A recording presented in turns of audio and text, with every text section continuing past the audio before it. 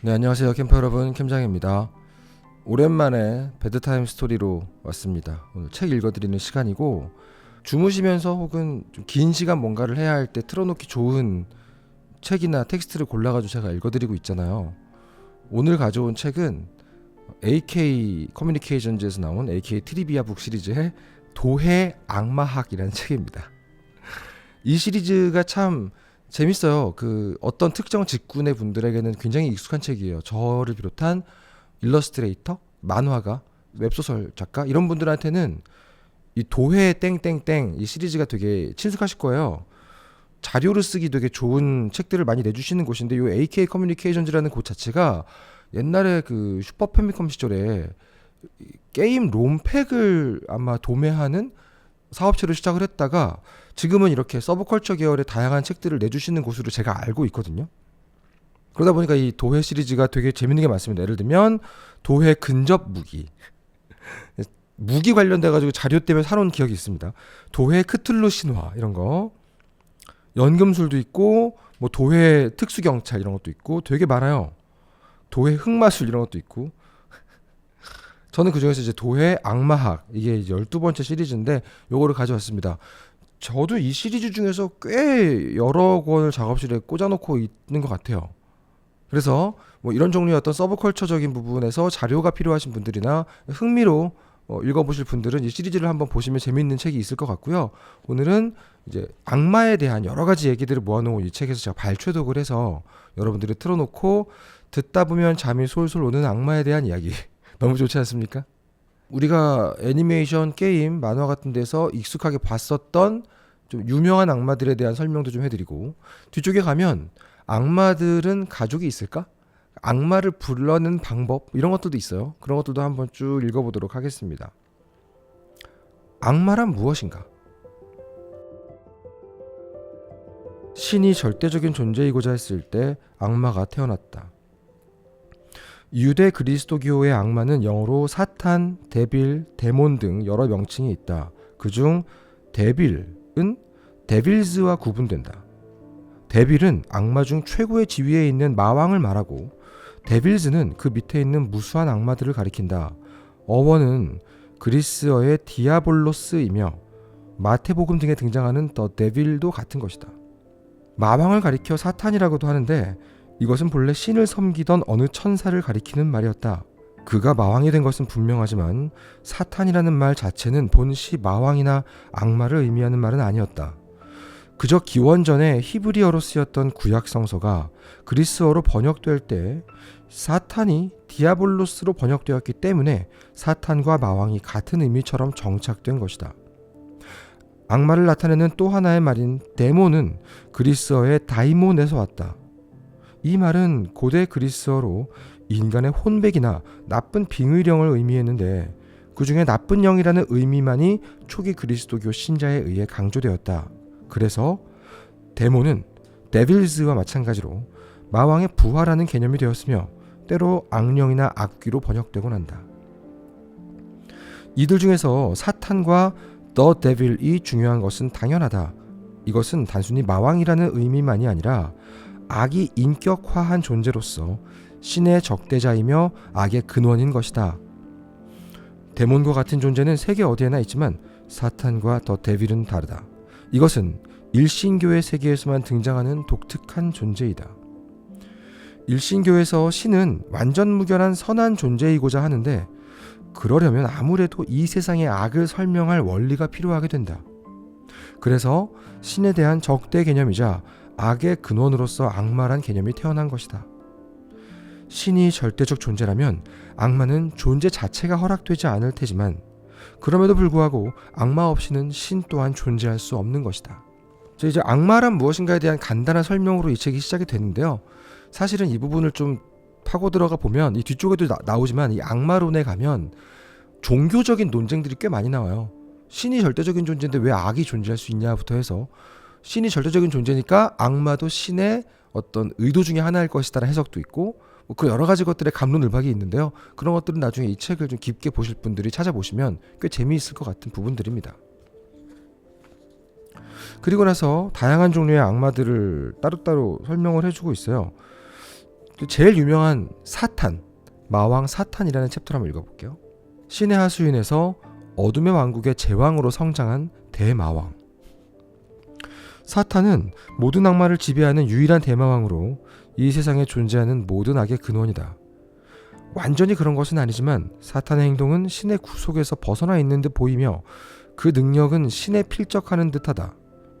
그리고 이 세상에 종말이 올 때까지 악의 군단을 이끌고 선의 천사가 이끄는 선의 군단과 우주적 투쟁을 펼치는 것이다. 그러나 그런 사탄도 역사적으로 보면 처음부터 악마계의 대마왕이었던 것은 아니다.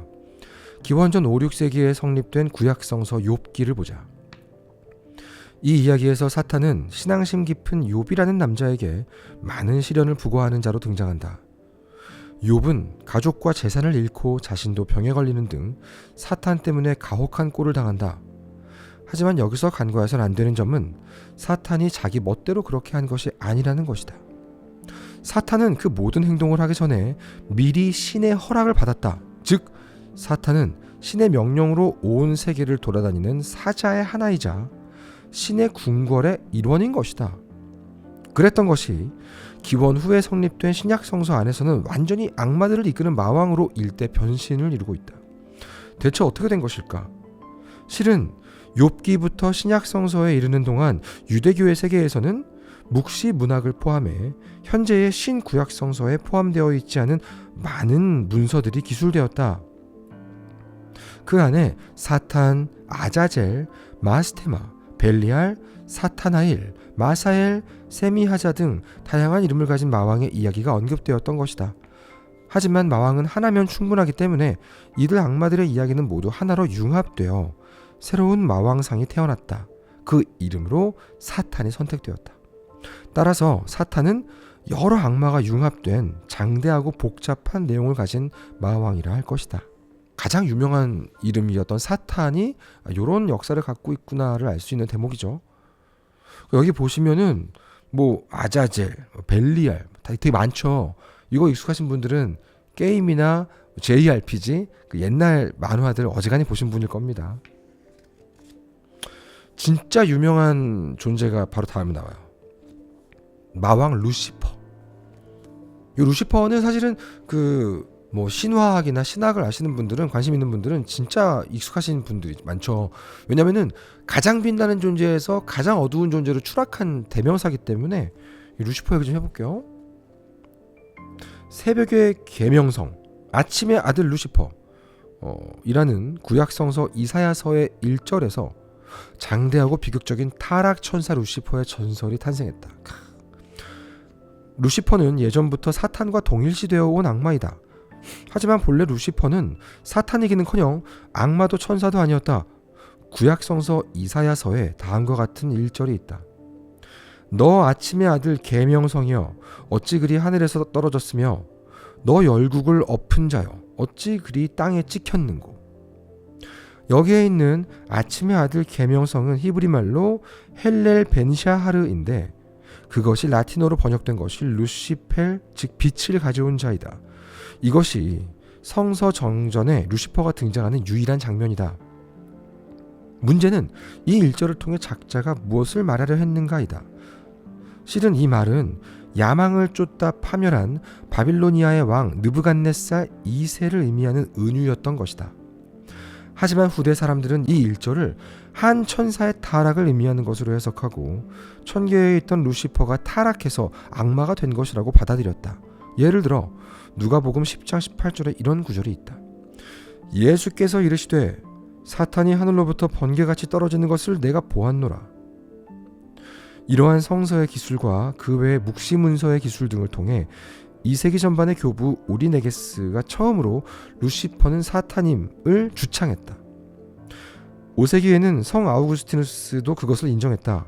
이리하여 몇몇 교부들의 고찰로 말미암아 루시퍼의 전설이 완성되었던 것이다. 여기서 말하는 교부는요, 교리상에서 굉장히 중요한 한 획을 그었던 교리학자들을 교부라고 보통 얘기를 합니다. 그러니까 주로 이제 이거는 그 유대교 혹은 크리스트교에 관련된 용어일 수 있겠죠.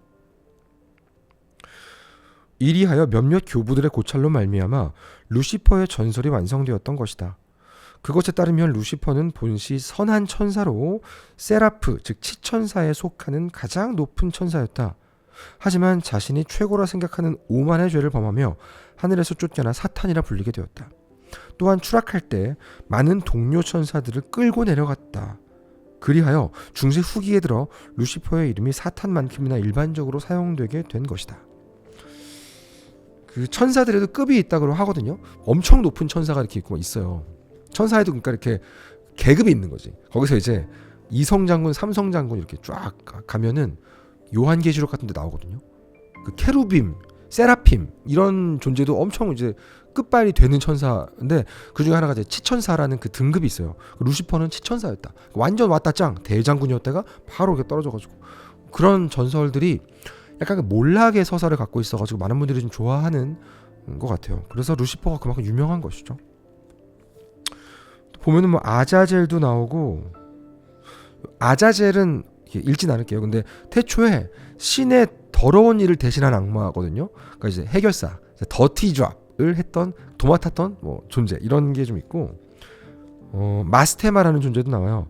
마음껏 인간을 적대시할 권리를 손에 넣은 악마. 요거는 이제 그 신의 묵시하에 허락을 받은 그런 개념도 나오고 벨리알 익숙하신 분들은 이제 옛날 게임에서 많이 보셨을 거예요. 그 다음에 이제 베엘제붑도 유명하죠.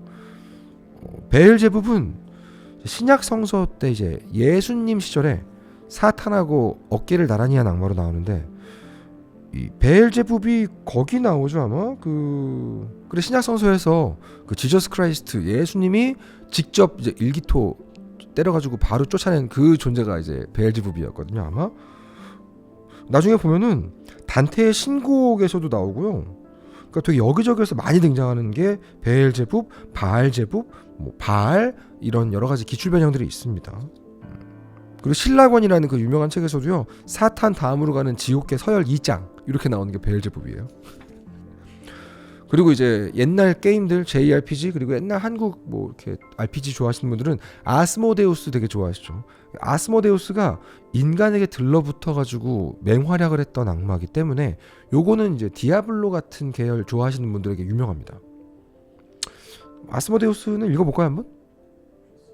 아스모데우스는 페르시아 신화의 악신 아리만을 섬기는 7명의 대악마 중 하나인 아에슈이마를 기원으로 하는 악마이다. 이건 페르시아 신화까지 가서 나오는 거예요. 원전이. 유대교 그리스도교 전승에 따르면 아스모데우스는 호색한 악마로 알려져 있으며 동시에 인간에게 들러붙는 악마의 대표격이기도 하다.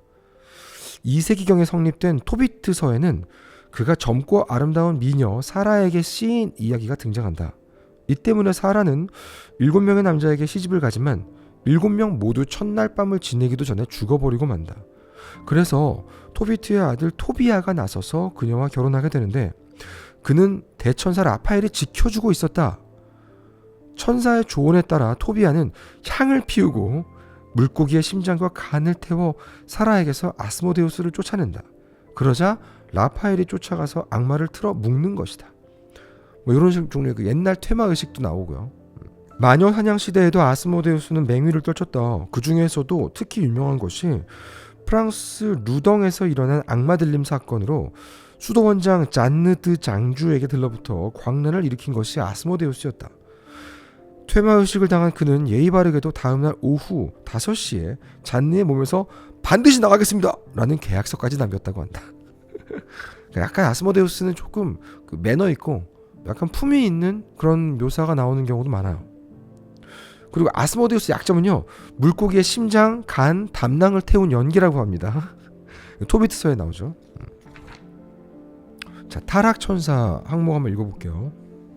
타락천사, 펄른 엔젤. 천사들이 지상으로 추락한 이유는 문헌마다 다르다. 어떤 것은 욕망 때문이기도 하고 어떤 것은 오만 때문이기도 하다.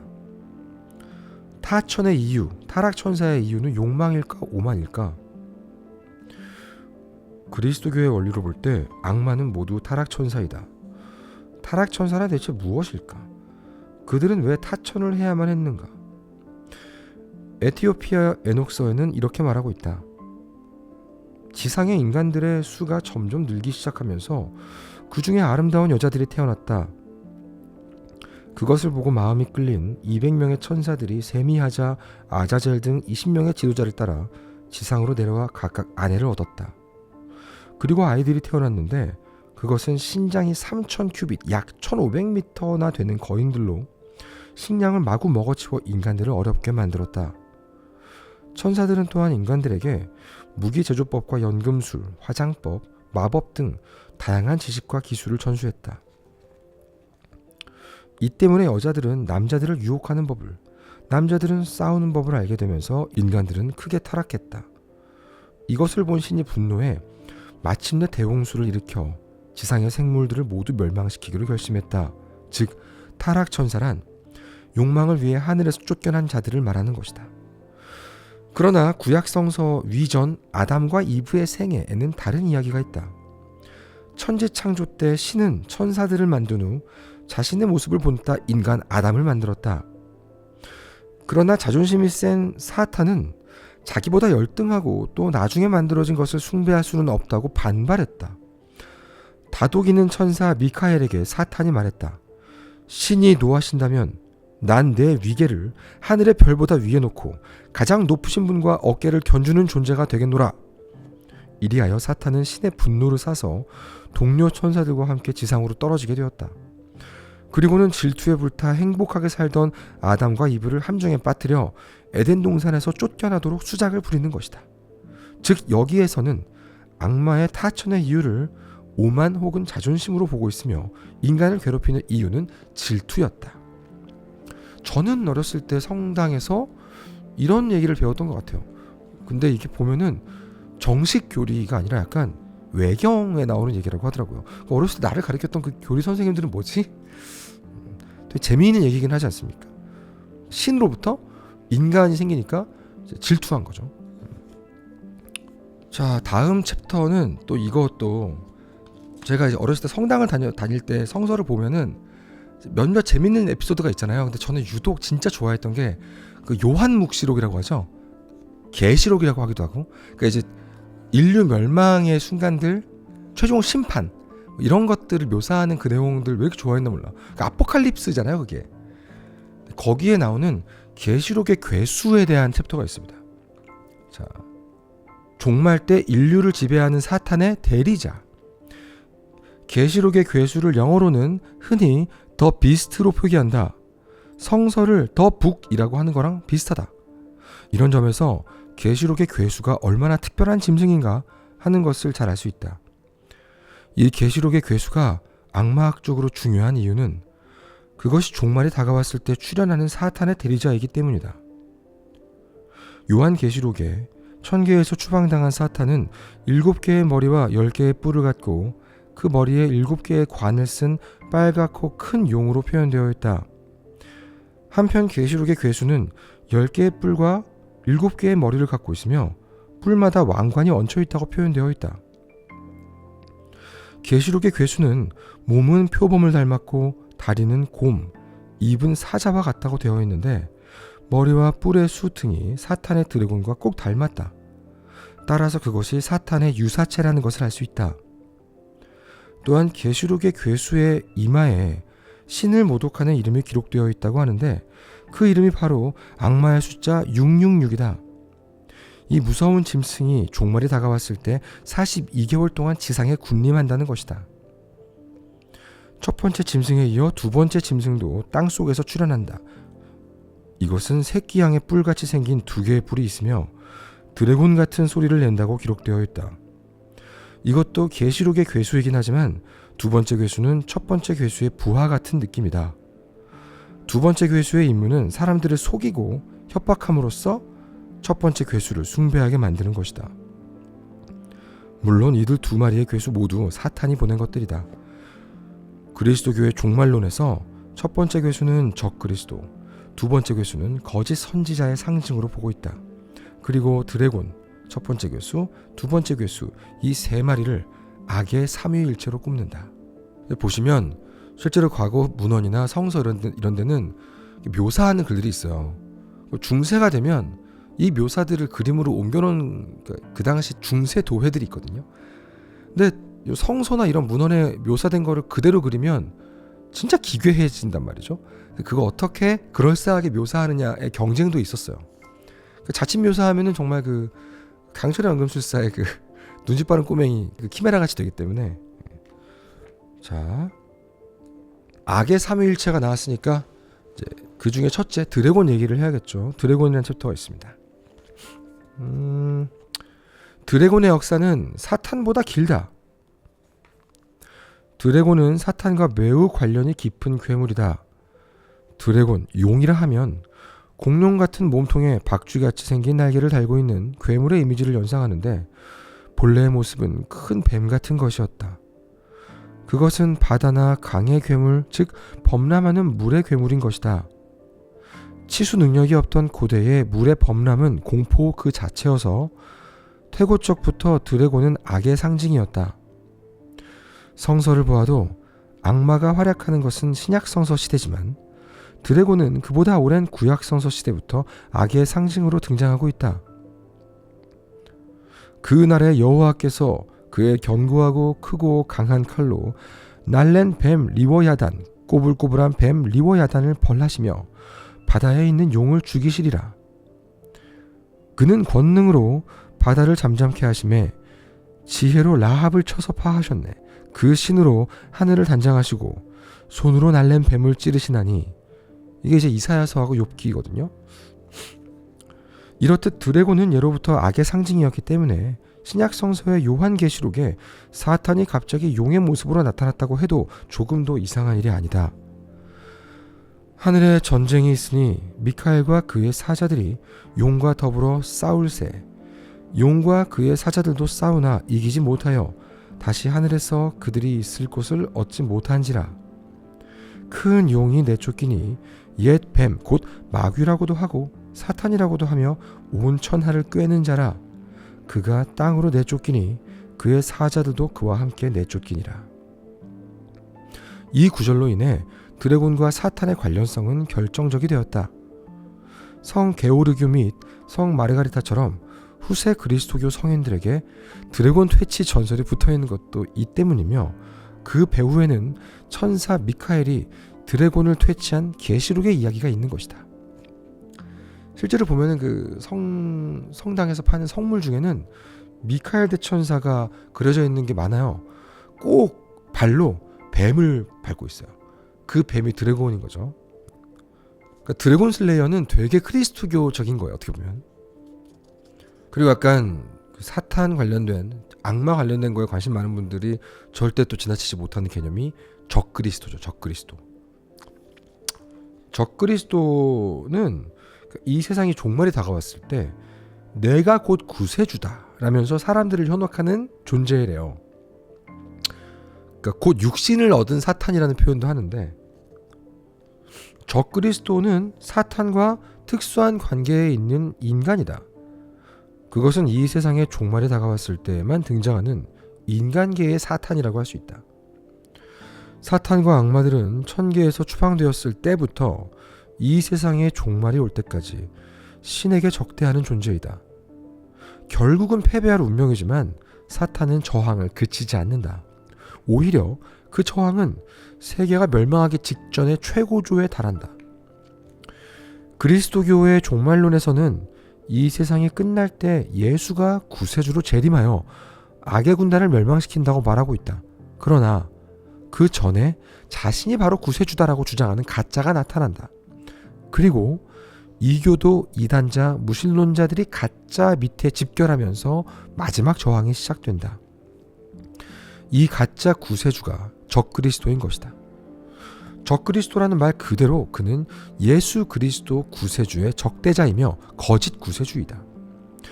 그런데 그 역할만 보면 적그리스도는 그저 사탄과 비슷한 존재처럼 보인다. 하지만 그렇지 않다. 적그리스도는 어느 의미에서 예수 그리스도를 닮은 존재이다. 예수 그리스도는 신이 인간의 몸을 얻은 존재, 즉 인간의 몸을 빌려 태어난 신이다. 이와 마찬가지로 적그리스도는 사탄이 인간의 몸을 얻은 존재로 인간으로 태어난 사탄인 것이다. 즉 예수가 인간이었듯이 적그리스도도 인간이다. 선에 적대하는 최종적인 인간이다. 문제는 적그리스도의 숫자인데 신약성서 복음서 및 요한 1서에서는 그것이 여럿 있는 것으로 나온다. 그러나 바울의 데살로니가 후서에는 적그리스도가 혼자라고 되어 있다. 12세기에 활약한 수도사 피오레의 요아킴은 다수의 적그리스도가 출현한 후에 단 하나의 궁극의 적그리스도가 나타날 것이라고 했다. 이런 거 보면은 되게 좀 신비주의적인 부분이 있죠. 그리고 또 에반게리온 좋아하시는 분들은 리리스 좋아하시죠. 리리스. 그 리리스도 릴리스라고 나와 있어요. 간단하게 소개하면 정식 성서가 아니라 외경 같은 데 보시면 아담의 첫 번째 아내가 이브 혹은 뭐 하와 이렇게 아시는 분들 많죠. 근데 이브는 재혼이다. 이브 전에 아담의 원래 첫 번째 아내가 있는데 그게 릴리스다. 요런 또 버전이 있어요. 그거에 대한 부분은 이제 악마로 묘사한 챕터가 여기 있습니다. 그리고 레비아탄도 정말 유명합니다.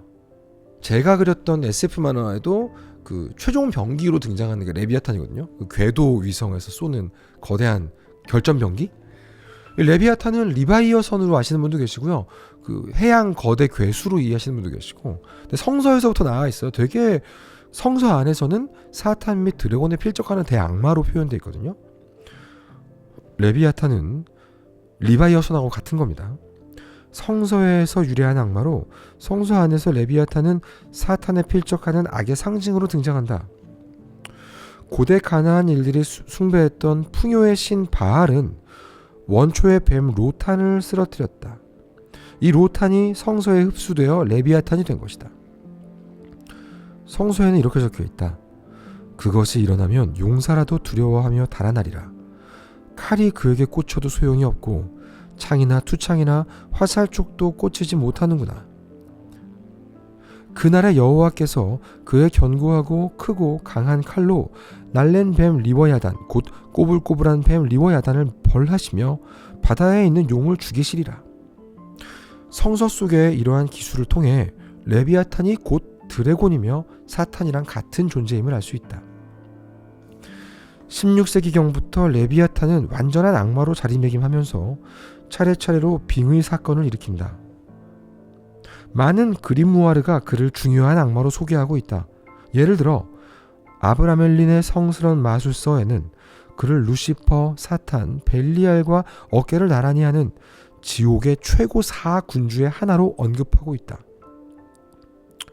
그리고 레비아탄을 마법진을 쥐고 주문을 암송하면 악마를 인간의 모습으로 출현시킬 수도 있다고 되어 있다. 아르마데르 마도서에는 레비아탄과 아스모데우스가 악마의 악독이 얼마나 무서운지를 가르쳐주는 악마라고 나온다. 또한 악마 들림 사건으로 가장 유명한 루덩 사건에 관련되어 있을 뿐 아니라 1647년 루비의 악마 들림 사건에서도 레비아탄은 다곤 등과 함께 많은 수녀들을 괴롭힌 바 있다. 여러분 이거 검색을 해보시면 이 역사 속에 되게 유명했던 악마 들림 사건들이 있어요. 그 루덩 사건도 그런 사건 중에 하나고, 그 여기서 말하는 다곤은 또 이제 성서에도 나오지만 또 크툴루 좋아하시는 분들에게 익숙한 신이죠. 토마스 홉스의 철학서 리바이어던에서는 레비아탄을 억압적인 국가의 상징으로 다루고 있는데 그것은 레비아탄이야말로 그 비유에 적합한 극악의 존재이기 때문이다. 그 다음 챕터는 또 반가운 이름이죠. 베헤모스. 요거는 이제 뭐 웹툰 중에 블랙 베헤모스도 있고 웹소설 중에서 주로 거대한 괴수의 모습을 하고 있는 적들에 많이 붙는 이름이거든요. 이 베헤모스도 아주 유서 깊은 애입니다. 하마이기도 하고 코끼리이기도 한 폭음폭식의 악마. 베헤모스는 구약성서 욥기에 바다 괴물 레비아탄과 맞먹는 무서운 육지의 괴물로 그려져 있다. 이제 소같이 풀을 먹는 베헤못을 볼지어다. 내가 너를 지은 것 같이 그것도 지었느니라. 그것의 힘은 허리에 있고 그 뚝심은 배의 힘줄에 있으며 그것이 꼬리치는 것은 백향목이 흔들리는 것 같고 그 넓적다리 힘줄은 서로 얽혀 있으며 그 뼈는 놋관 같고 그 뼈대는 쇠막대기 같으니 그것은 하나님이 만드신 것 중에 으뜸이라. 그것을 지으신 이가 자기의 칼을 가져오기를 바라노라. 구약성서 위전 제4 에즈라서에 따르면 신은 천지창조 때 베헤모스와 레비아탄을 함께 바다에서 탄생시켰다. 그러나 둘 다 너무 거대해서 함께 살 수가 없으므로 베헤모스를 육지로 옮겼다. 성서에서 베헤모스를 하마 같은 모습이라고 했는데 러시아어로 베헤못이 하마라는 것을 알면 그 이미지가 이해가 갈 것이다. 또한 베헤모스는 배가 불룩한 코끼리의 모습으로 그려지는 경우도 있다. 성서 이전의 전승에 따르면 유대의 신 야훼는 가나안의 풍요 여신 아나트와 결혼한 적이 있다. 이때 야훼는 코끼리의 모습을 한 인도의 신 가네시아의 이름을 댔다고 한다. 이 코끼리에서 베헤모스가 태어난 것이다. 16세기 이후 베헤모스는 악마로서의 지위를 굳건히 했다. 레비아탄이 너무 눈에 띄었는지 지옥의 서열만으로 보면 베헤모스의 위계는 그다지 높지 않다. 그러나 그가 맹위를 떨친 것만은 분명해서 수많은 악마 들림 사건에서 그의 이름이 등장하게 된다. 루덩과 루비에의 악마 들림 사건이 그것이다. 루덩은 이쯤 되면 진짜 자주 나오네요. 악마를 7개의 큰 죄에 대비한 빈스펠트는 폭식의 악마로 베엘제붑의 이름을 들고 있는데 많은 악마학자들은 베헤모스야말로 폭음폭식을 유도하는 악마로 보고 있다. 그 마운자로의 반대편에 베헤모스가 있는 거죠. 나 왜 이렇게 먹냐? 계속 먹냐? 이런 분들 베헤모스 들린 거죠. 실제로 악마학자들이 있습니다. 그분들은 이 책에 나와 있는 것처럼 온갖 신화, 온갖 종교상에서의 경전들, 여기에서 악마에 해당하는 것들을 모아가지고 그 기록 문헌 연구하시는 분들에 가까워요. 어떻게 보면 거기에서 베헤모스를 꽤나 쳐준다. 주로 이제 이런 덩치 큰 짐승 요런 형태로 나오면 거의 다 베헤모스예요. 근데 이제 바다의 뱀, 용 이렇게 나오면 레비아탄이고 그런 경우가 좀 있습니다.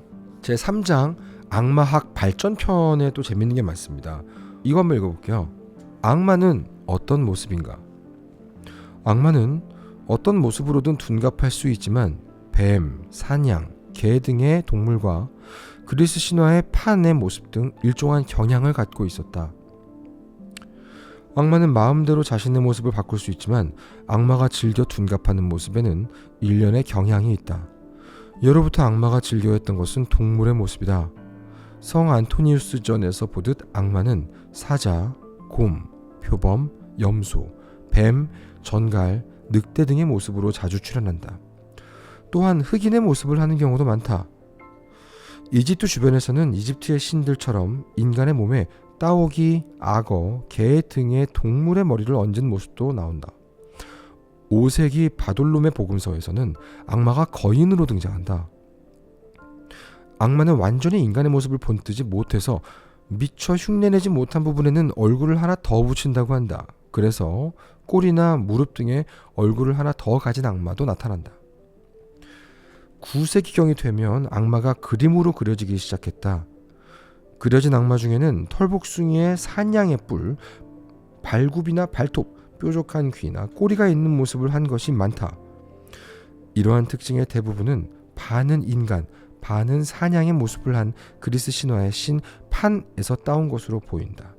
판은 숲의 신이며 혼돈된 생명력의 상징이라 그리스도교적 질서에 적대하는 악마의 모습에 어울린다. 참고로 그 판은요 목신으로도 알려져 있어요. 목신은 목동의 신이죠. 그래서 악기를 들고 있는 경우도 많고요. 그 파이프류의 어떤 악기, 휘파람 이쪽에 주관하는 신이라고도 합니다. 그리고 이제 술을 좋아해서 디오니소스 쪽으로 통하는 계보도 있는데 이 판은 이제 여러분들 로도스도 전기의 주인공 판이라거나 판의 미로의 판이라거나 이런 판이라는 글자가 나오면 거의 다 이 그리스 신화의 목신 판에서 온 경우가 많이 있어요. 이것을 이제 악마의 모습으로 많이 묘사한 중세 때 그림이 있는 거죠. 사탄은 자주 데몬보다 거대하고 야수 같은 시꺼먼 고릴라 같은 모습으로 그려졌다. 그리고 악마들 대부분이 알몸이다. 복대를 하고 있는 것도 많다. 악마가 가진 날개는 14세기까지는 천사의 날개였지만 그 이후로 박쥐의 날개로 바뀌었다. 악마가 갖고 있는 무기는 처음에는 삼지창이었지만 나중에는 갈고리 봉이 되었다. 지옥바닥에서 죄인을 긁어 올리기 위한 도구이다. 기본적으로 악마는 추했다. 그들이 천사일 때는 아름다웠지만 하늘에서 추방될 때 추해졌다. 하지만 15세기경부터는 악마를 인간에 가까운 모습으로 그리는 경향이 생겨났으며 17세기에는 천사와 마찬가지로 아름다운 모습의 악마도 나타나게 되었다. 그리고 여러분 이제 현대의 많은 컨텐츠에서는 악마를 오히려 더 아름답게 그리는 경향도 있죠.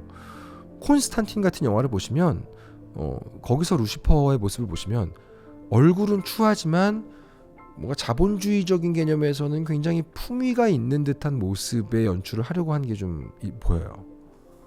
그래서 현대 작품들에서의 악마의 외모는 꽤나 그 세련된 방식으로 다양화되어 있다는 걸 알 수가 있겠죠. 악마의 숫자는 어느 정도인가? 악마는 공기 중에 가득 차 있다. 데몬에 해당하는 악마의 수는 어쨌든 많다는 것이 통설이다. 13세기 독일의 어느 주교가 데몬은 어디에나 있다. 농밀한 대기처럼 인간을 둘러싸고 있으며 조금의 빈틈도 없다고 말한 바 있다. 게다가 데몬은 인간의 창자 속에도 살 수 있기 때문에 데몬이 존재하지 않는 장소란 없다고 해도 과언이 아닐 것이다. 이쯤 되면 약간 세균학처럼 보이지 않나요? 요한계시록에는 그 꼬리가 하늘의 별 3분의 1을 끌어다가 땅에 던지더라는 구절이 있다. 즉 사탄이 천사의 3분의 1을 자기 수와 데몬으로 끌어들였다는 뜻이다. 하늘의 별의 3분의 1이니 이미 헤아릴 수 있는 수준을 넘어선 숫자이다. 그렇다면 구체적으로 어느 정도의 수가 되는 것일까?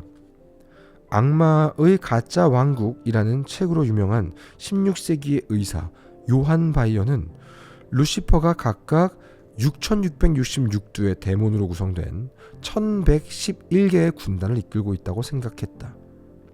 즉 6666 곱하기 1111은 740만 5926두의 데몬이 있는 것이다.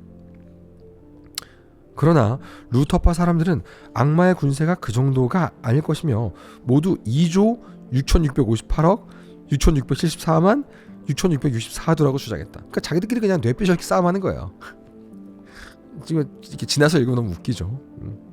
예로부터 피타고라스 수의 6배 123만 4321 곱하기 6은 740만 5926이라는 계산 방법도 있지만 이것은 우연히도 바이어의 숫자와 일치한다. 아까 얘기했던 그 의사 요한 바이어 말하는 거예요. 악마의 가짜 왕국이라는 책을 쓰신 분. 악마의 숫자 666을 기본으로 해서 각각 6666두의 데몬으로 구성된 부대가 666개가 모여서 중대가 되고 그것이 다시 66개가 모여 사단이 된다. 그 사단이 6개 있는 것이 전체 군단이라는 설도 있다. 계산해보면 6666 곱하기 666 곱하기 66 곱하기 6은 17억 5806만 4176이 됩니다. 무슨 의미가 있어 이게. 오래전 2세기경에는 모든 인간의 정신 속에 천사와 악마가 하나씩 살고 있다는 설도 있었다. 그렇다면 데몬은 대충 계산해도 현재 지구상에 인간 수만큼 존재한다는 얘기가 된다. 근데 이 숫자 계산하는 역사의 기록이 있다는 거 참 재밌어가지고 읽어봤습니다. 악마는 무엇을 좋아하는가? 악마에게도 호불호가 있다. 악마는 어디에나 있다고 하지만 그들도 좋아하는 시각과 장소가 있다. 잘 기억해두세요. 적어두시고 조심하셔야 돼요. 방향으로는 북쪽을 좋아한다. 북쪽은 어둠과 한랭한 땅으로 형벌의 땅이며 중세 유럽인이 생각하는 지옥의 방향이었다. 좌우로 보자면 왼쪽을 선호한다. 유럽의 교회는 건축할 때 성지 예루살렘이 있는 동쪽을 향해 기도하도록 제단을 배치하는 경향이 있어서 서쪽 입구로 들어오면 좌측이 북쪽이 된다. 그래서 악마들은 늘 교회 벽 바깥 북쪽을 기웃거리고 있다고 생각했다. 시간대로는 어둠의 시간대인 한밤중을 선호하지만 한낮이나 저녁도 좋아했다. 그리고 새벽에 수탉이 울면 도망친다. 악마들은 황량한 장소를 좋아해서 황야에 몰려있다. 이교의 신들이나 민간 전승에 등장하는 요정, 정령이 좋아하는 장소도 좋아한다. 즉 이교 신전, 수목, 숲, 산, 샘, 우물, 강, 동굴, 오랜 폐허 등이다. 악덕과 죄인은 특히 악마가 좋아하는 것이다. 근데 이런 식이면 이상하지 않아요? 악마도 클럽 좋아하고 좀 힙한데 성수동, 다운타운 이런 데 좋아하지 않을까요? 근데 여기 나온 거 보면은 완전히 그냥 황량한 데 좋아해요. 그러니까 재개발되면 악마는 떠나는 거야. 근데 이상하지 않습니까? 악덕과 죄인은 특히 악마가 좋아하는 것이다. 악마는 미남자로 변신해 돈으로 여자를 유혹하는데 그녀가 동의하면 바로 지옥으로 끌고 간다고 한다. 악마는 성벽, 성체 등 거대한 건축물을 짓는 것을 좋아해서 거대 건축물은 모두 악마가 짓는 것이라고 여겼다. 그럼 사그라다 파밀리아 우리 선생님 어떻게 해? 우리 건축가 선생님들 어떻게 해요? 특히 다리를 좋아해서 처음에 건너는 생물의 혼을 양도받는다는 조건으로 인간을 위한 다리를 자주 만들었다. 그래서 유럽 각지에 악마의 다리, 악마의 제방 등의 이름이 붙은 다리들이 존재한다. 반대로 악마가 싫어하는 것도 있다. 주기도문, 묵주기도, 성서의 문구들, 십자가, 성수, 예수의 이름, 성유, 교회, 종 등의 성스러운 것들이다. 또한 악마와 관계 있는 것들도 악마를 물리치는 효과가 있어 불, 쇠, 청동, 소금, 양파, 마늘, 돼지로도 악마를 쫓아낼 수 있다고 여겼다. 맛있는 게 많네요. 주로 일단은 돼지고기, 마늘, 수육하면 악마는 얼씬도 못하겠다. 그죠? 한국이 약간 악마 청정지대인 것 같아요. 왜? 여기 양파, 마늘, 돼지 그리고 향이나 장작을 태운 연기에 악마가 도망치는 것도 그 때문이다. 악마를 향해 쉿 하고 말하는 것도 효과적이다. 우리가 쉿 하면 악마가 입을 다무나 봐요. 근데 좀 이상하지 않아요? 이건 딴 얘기인데 여러분 베르나르 베르베르의 신이라는 소설에도 나와 있지만 이제 지저스 크라이스트, 예수 그리스도가 못 박혀 돌아가신 그 형틀이 십자가인데 결국은 구세주를 죽인 도구가 우리들의 성스러운 상징이 됐다는 게 이상하지 않아요? 엄밀히 말하면 악마는 십자가를 좋아해야 되는 거 아닌가? 그런데 이게 되게 기묘한 상징의 세계라는 그런 의미겠죠. 그래서 그 베르나르 베르베르의 신을 보면은 종교적인 기호의 전유라는 게 되게 이상한 방식으로 이루어진다는 그런 느낌을 받게 됩니다. 다음으로는 악마가 하는 일, 악마의 그 작업이 뭔지가 또 있습니다. 어떤 자잘한 불행도 모두 악마의 소행이다. 악마가 막 활동을 시작했을 무렵, 즉 신약 성서 시대에는 신의 왕국 건설을 방해하는 것이 악마의 일이었다.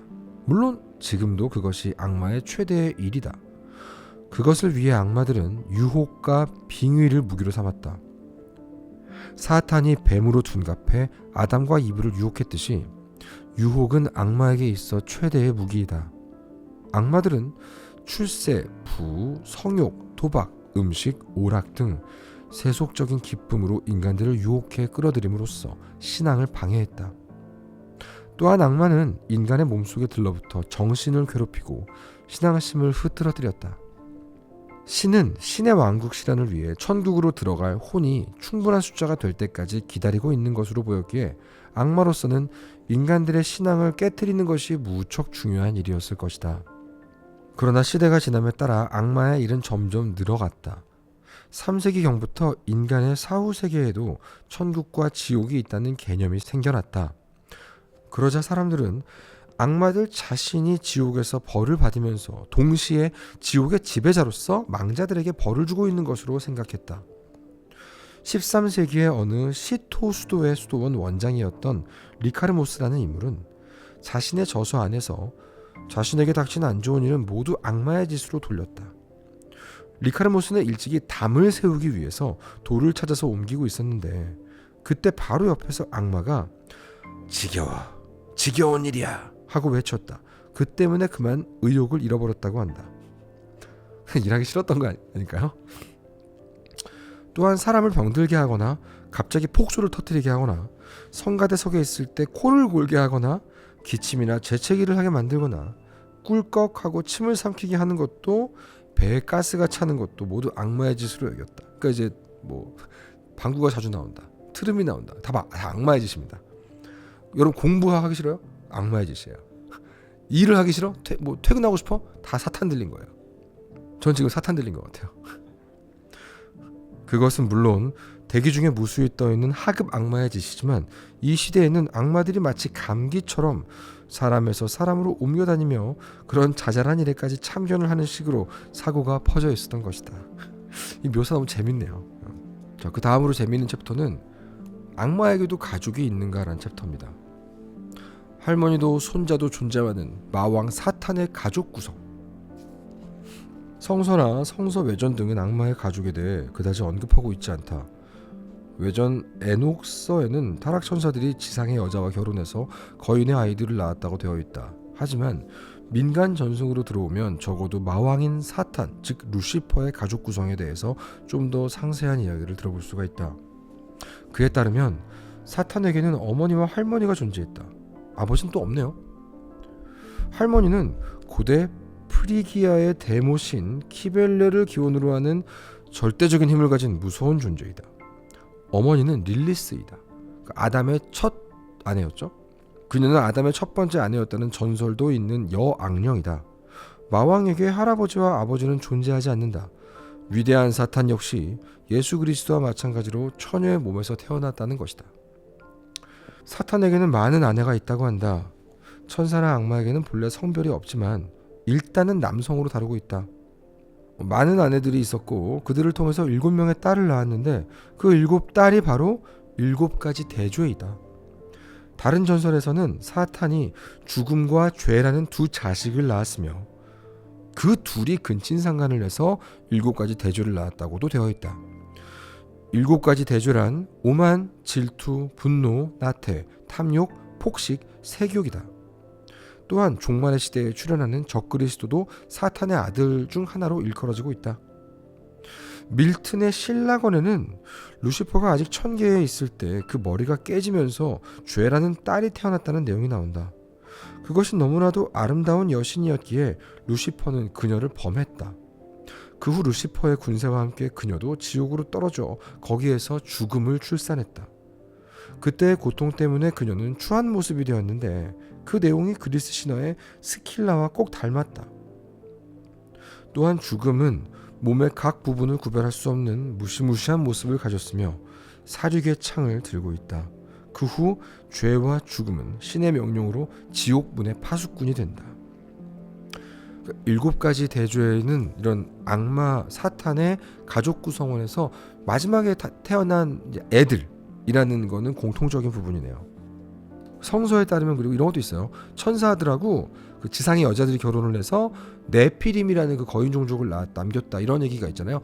요거에 영감을 받아가지고 굉장히 많은 그 작품들이 나왔어요. 실제로 예를 들면 천사를 외계 종족으로 보고 지상의 인간을 원주민으로 보고 외계 문명이 옛날에 한 이 지구에 와서 지구인들하고 어떻게 결혼을 해가지고 탄생한 첫 자손들이 뭐 네피림인데 그 네피림들이 뭐 예를 들면 최고의 기술력을 갖고 있었다가 멸망해서 로스트 테크놀로지가 되었다. 뭐 이런 것들도 보면은 예를 들면 뭐 호라이즌 제로던 먼 과거에 존재했던 발전했던 인류, 로스트 테크놀로지 뭐 그런 것들을 다루는 작품도 비슷한 모티브를 쓰고 있어요.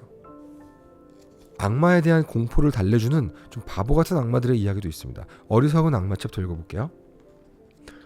악마라 하면 무서운 존재로 통하지만 그럼에도 불구하고 다소 어리석기 때문에 설령 어린애라도 꾀를 잘 내면 물리칠 수 있다는 민간 전승도 많다. 중세 유럽 사람들은 그런 이야기를 말하고 들음으로써 악마에 대한 공포를 떨치려고 했다. 어느 이야기에서는 농부 앞에 악마가 나타나 이런 말을 한다.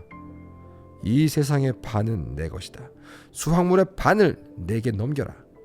이에 농부는 위쪽 반인가요? 아래쪽 반인가요?를 묻는다. 위쪽 반이다 라고 악마가 대답한다.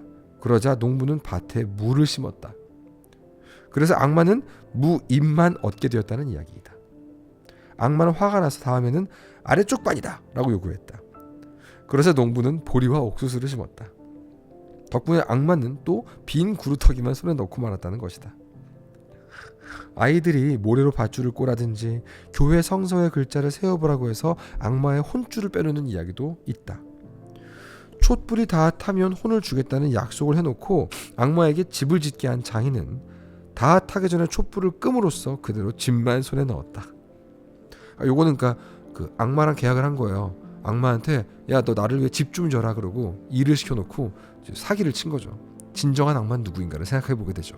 또 어떤 이는 자신이 죽으면 교회 안에 묻히건 바깥에 묻히건 혼을 주겠다고 악마랑 계약을 하고선 이익을 손에 넣는데 막상 죽을 때는 유언으로 교회 벽 안에다 묻히게 했다. 그러니까 이제 이면 계약서 바깥에 조항을 한 거죠.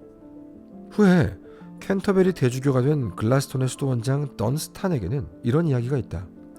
그는 어느 날 대장간에서 성찬식용 컵을 만들고 있었는데 거기에 악마가 방해를 하러 왔다.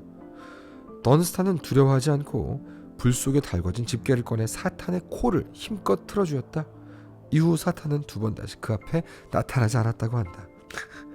그러니까 우리나라에도 왜 옛날 보시면은 그 어린애가 꾀를 내 가지고 어떤 위기에서 탈출하는 얘기들이 많잖아요.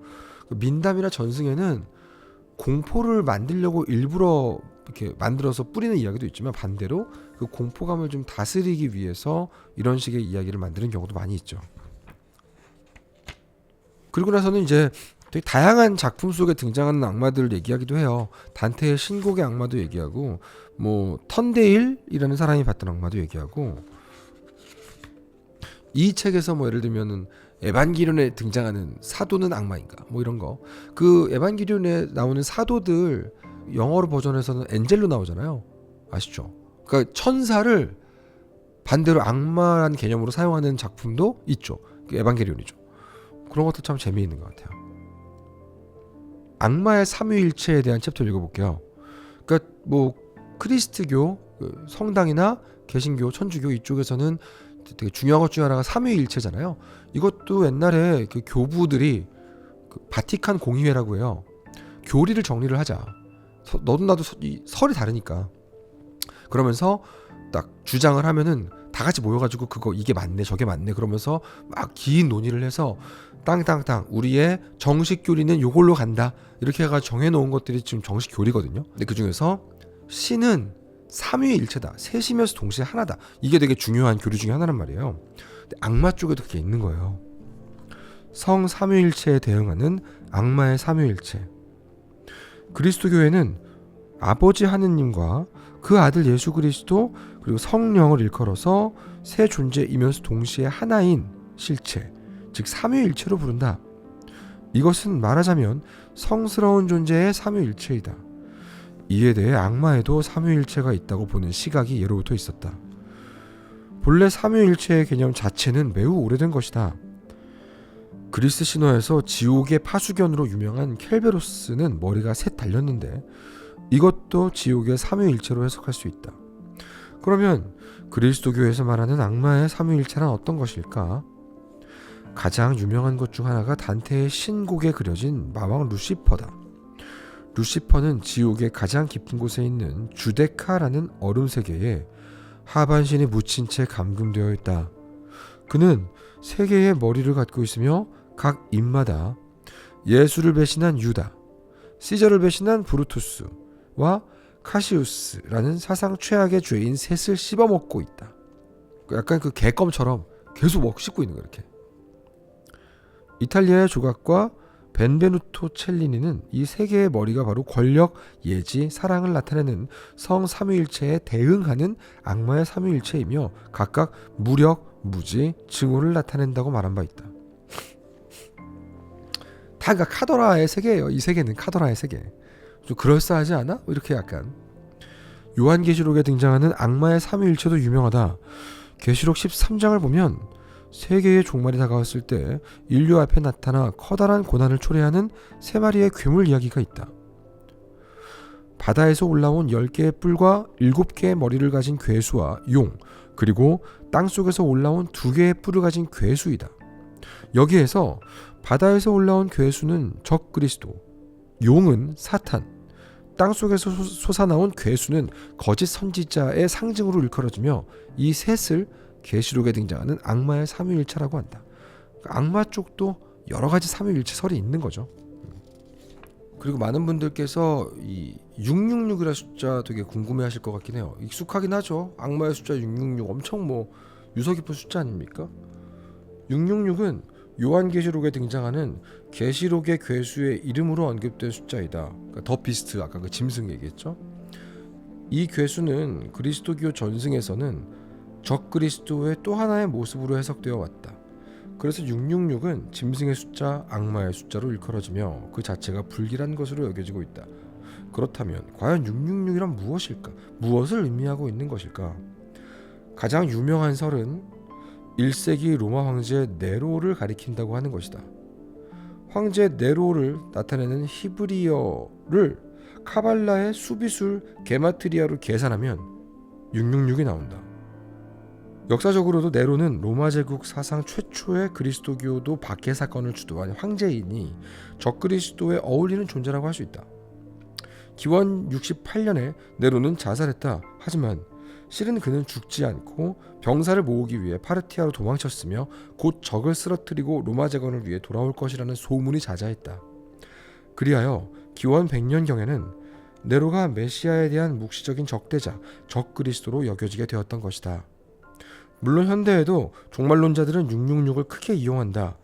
1860년대 미국의 예언자 메어리 스튜어트 렐펜은 이렇게 주장했다. 이미 이 세상은 종말에 접근해 있으며 신용카드나 바코드 등에 666의 숫자가 새겨져 널리 보급되고 있다. 이것을 666 시스템이라고 하는데 머지않아 적그리스도가 나타나 추종자들의 이마에 666 코드를 새겨놓고 특별한 신용카드를 발행할 것이다. 그래서 참 그리스도 교도는 신용카드 같은 것을 써서는 안 된다 라는 것이다. 근데 여러분 이거 어렸을 때 제 주변에 되게 열심히 성당을 다니거나 되게 열심히 교회를 다니거나 하는 지인이 있었어요. 친척 어르신이나 진짜로 이런 얘기 많이 하셨어요. 문신 절대 안 되고 바코드가 악마일 거다 이러면서 바코드 안에 그거 다 해보면 다 666 나온다 그러면서 바코드 다 떼버리고 막 그런 분들이 계셨습니다. 실제로도. 또 이것도 있네요. 13일의 금요일은 왜 불길한가? 불길한 숫자와 불길한 요일이 합쳐진 미신이래요. 볼까요?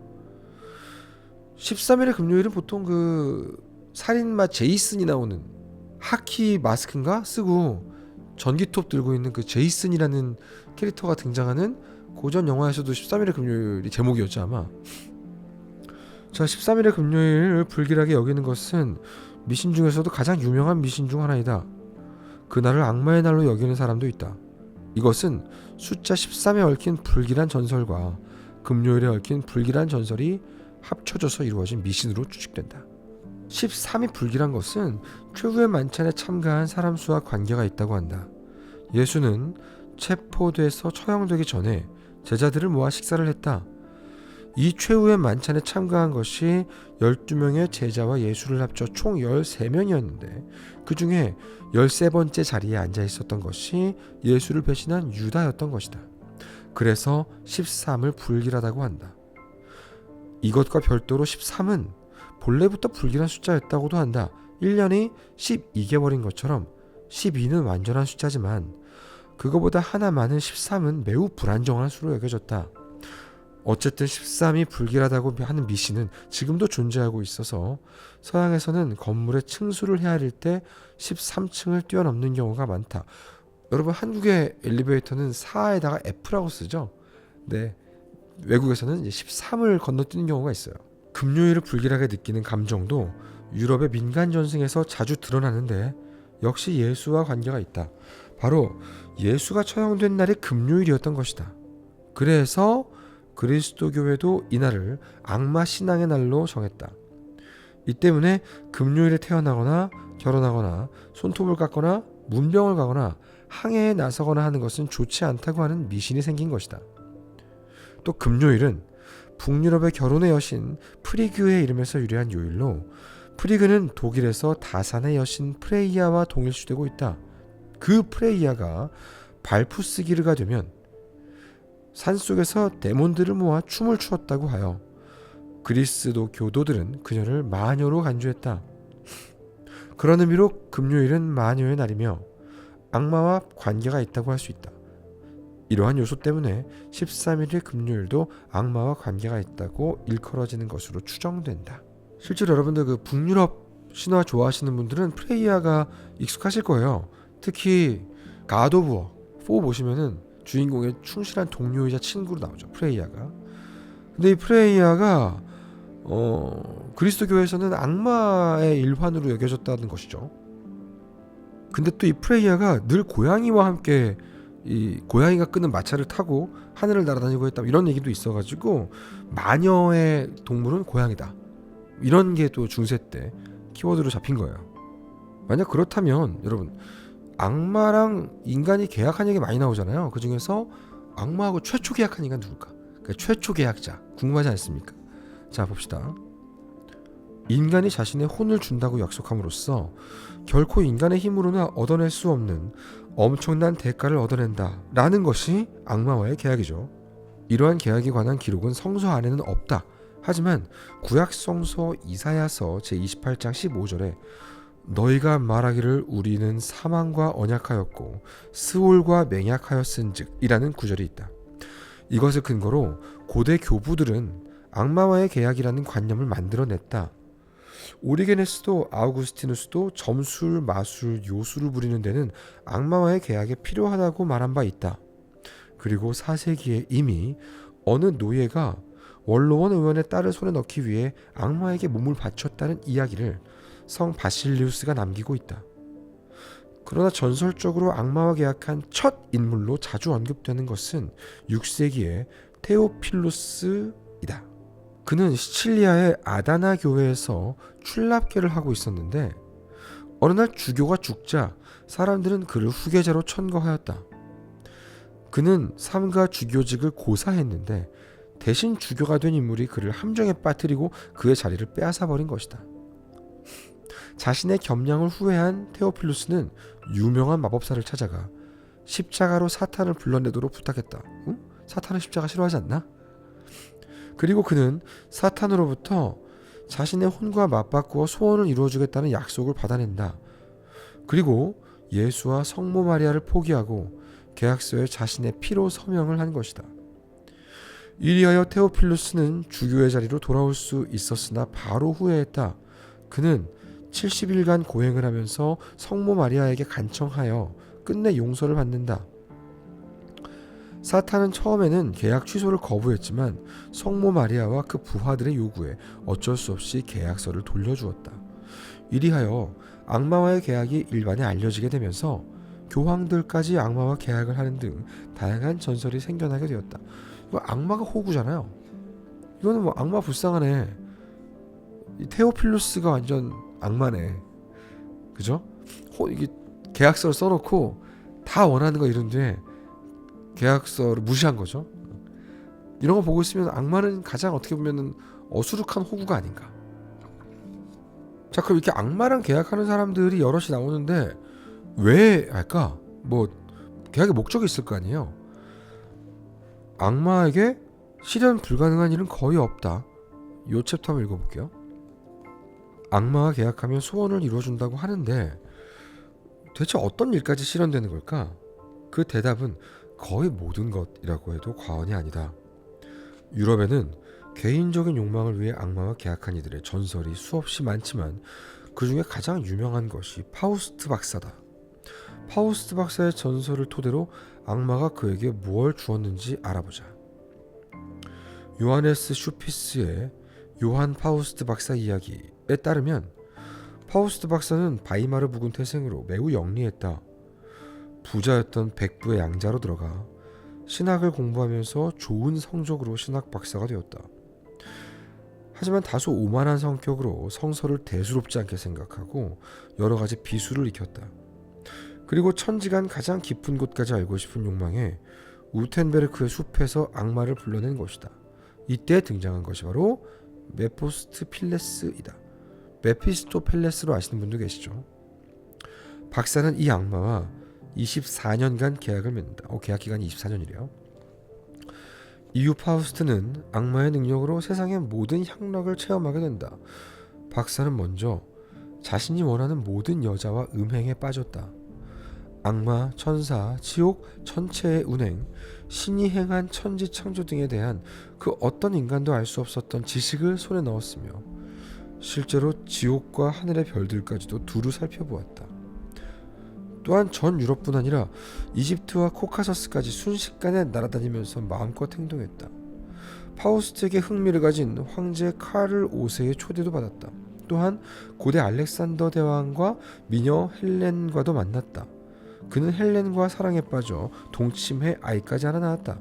즉 악마와 계약을 하면 거의 무엇이든 손에 넣을 수가 있는 것이다.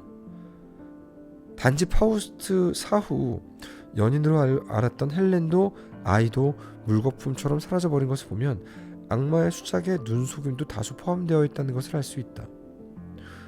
근데 이 정도면 파우스트 박사는 악마와 계약을 한 게 아니라 위험한 물질을 먹은 게 아닐까요? 지금으로서는 이제 불법에 해당하는 어떤 버섯이라든가 그런 걸 먹은 게 아닐까? 자, 그러면 이 악마하고 계약 기간이 끊어지면 어떻게 될까요? 방금 파우스트 그 박사는 24년간이라고 했는데 악마와 계약한 고대의 테오필로스는 바로 후회하고 성모 마리아에게 기도해서 계약을 취소했다. 나쁜 놈이죠. 즉 성모 마리아에게는 악마와의 계약을 무효로 할 수 있는 힘이 있는 것이다.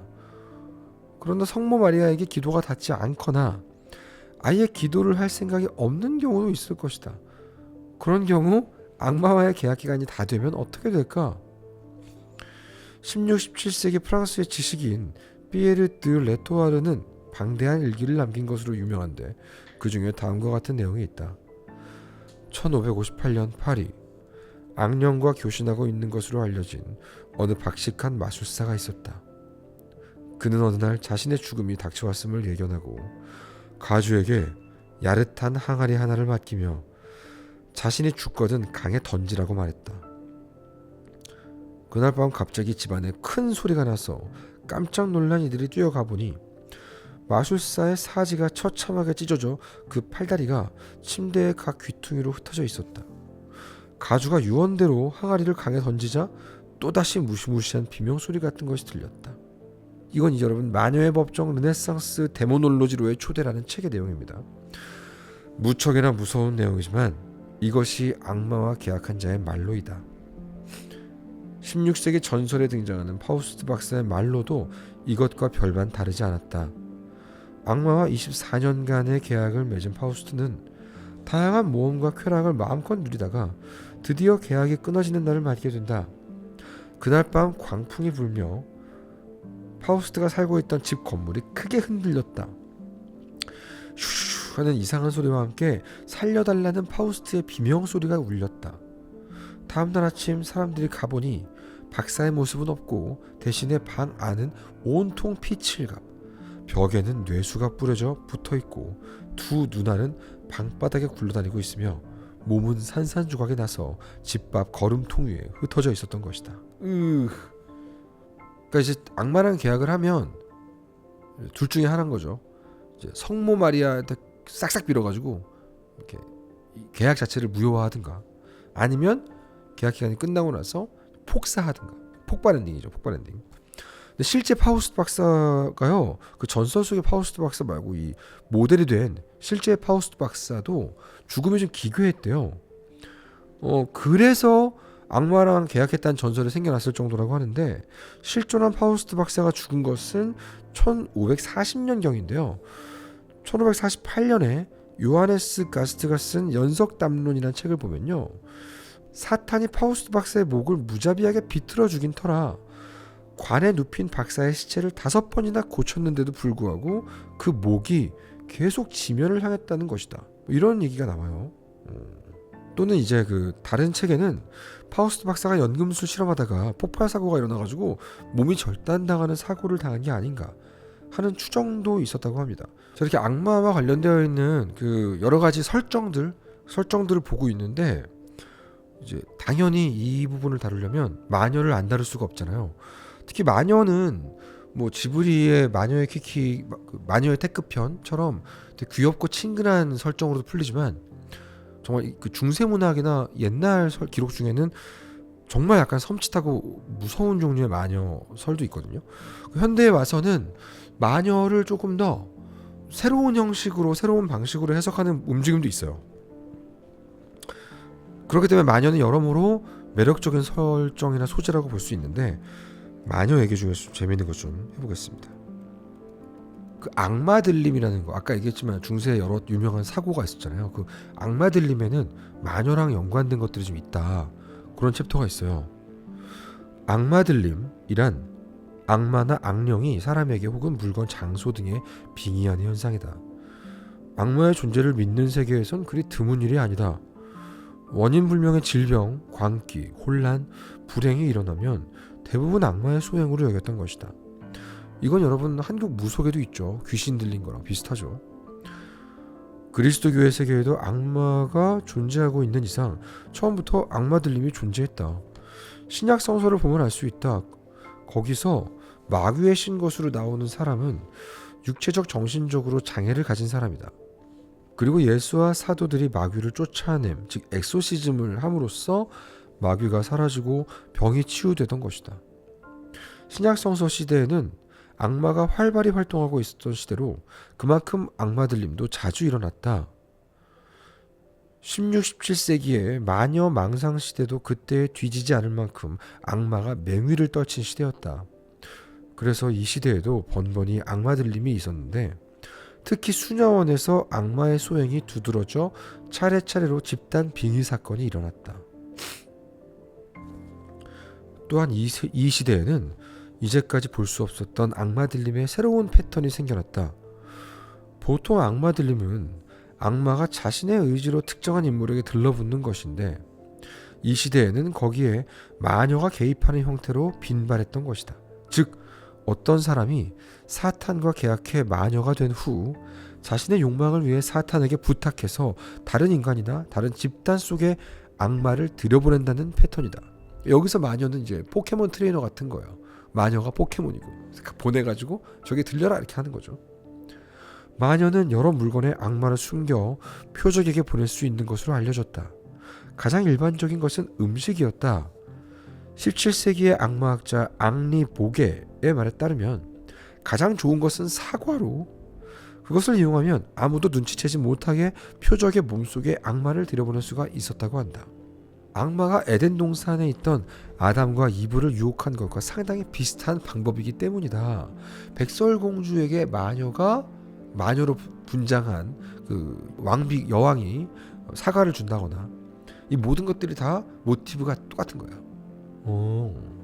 이 책에는 또 따로 역사 속에서 발생했던 집단 악마 들림, 집단 빙의 사건 같은 것들의 목록을 좀 놨는데 이런 연구도 있어요. 그 중세 시대에 뭐 수녀원이 됐든 수도원이 됐든 고아원이 됐든 뭐 그런 집단들을 보면 일종의 그 사회와 격리가 부분적으로 된 경우가 많았고 인간의 자연스러운 욕망 중의 일부를 거세하다시피 억누른 경우가 많은데 실제로 어떤 사람들은 그런 상황에서 오래 살다 보면 그 뭐 조현병이라거나 유전적인 소인으로 이미 조현병 인자가 있는데 그런 집단 환경에서 억압받고 살다 보면 그런 어떤 치매라든가 조현병, 그런 신경증 증세 이런 것들이 발병할 수 있다. 근데 그게 요 당시 시점에서 보면은 영락없는 마귀 들림이거든요. 막 들리고 막 이러니까 그런 것들의 기록이 아니었을까? 뭐 이런 어떤 심리학적, 정신의학적 기록들도 있습니다.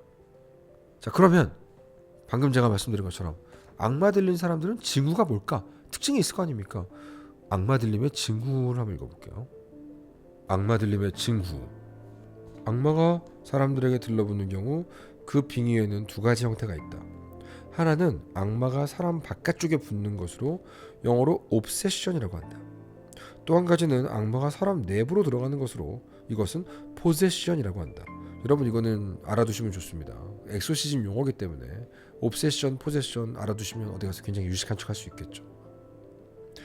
그리스도교에서는 덕이 높은 사람의 몸속으로는 악마가 들어갈 수 없다고 믿기 때문에 이러한 사람들의 몸에 일어나는 것은 옵세션이다. 그 예가 고대 은자로 유명한 성 안토니우스로 이상한 형상의 괴물이나 나체 여성이 출현해서 혼란을 겪었다. 그렇지 못한 사람의 경우라면 포세션이 일반적이다.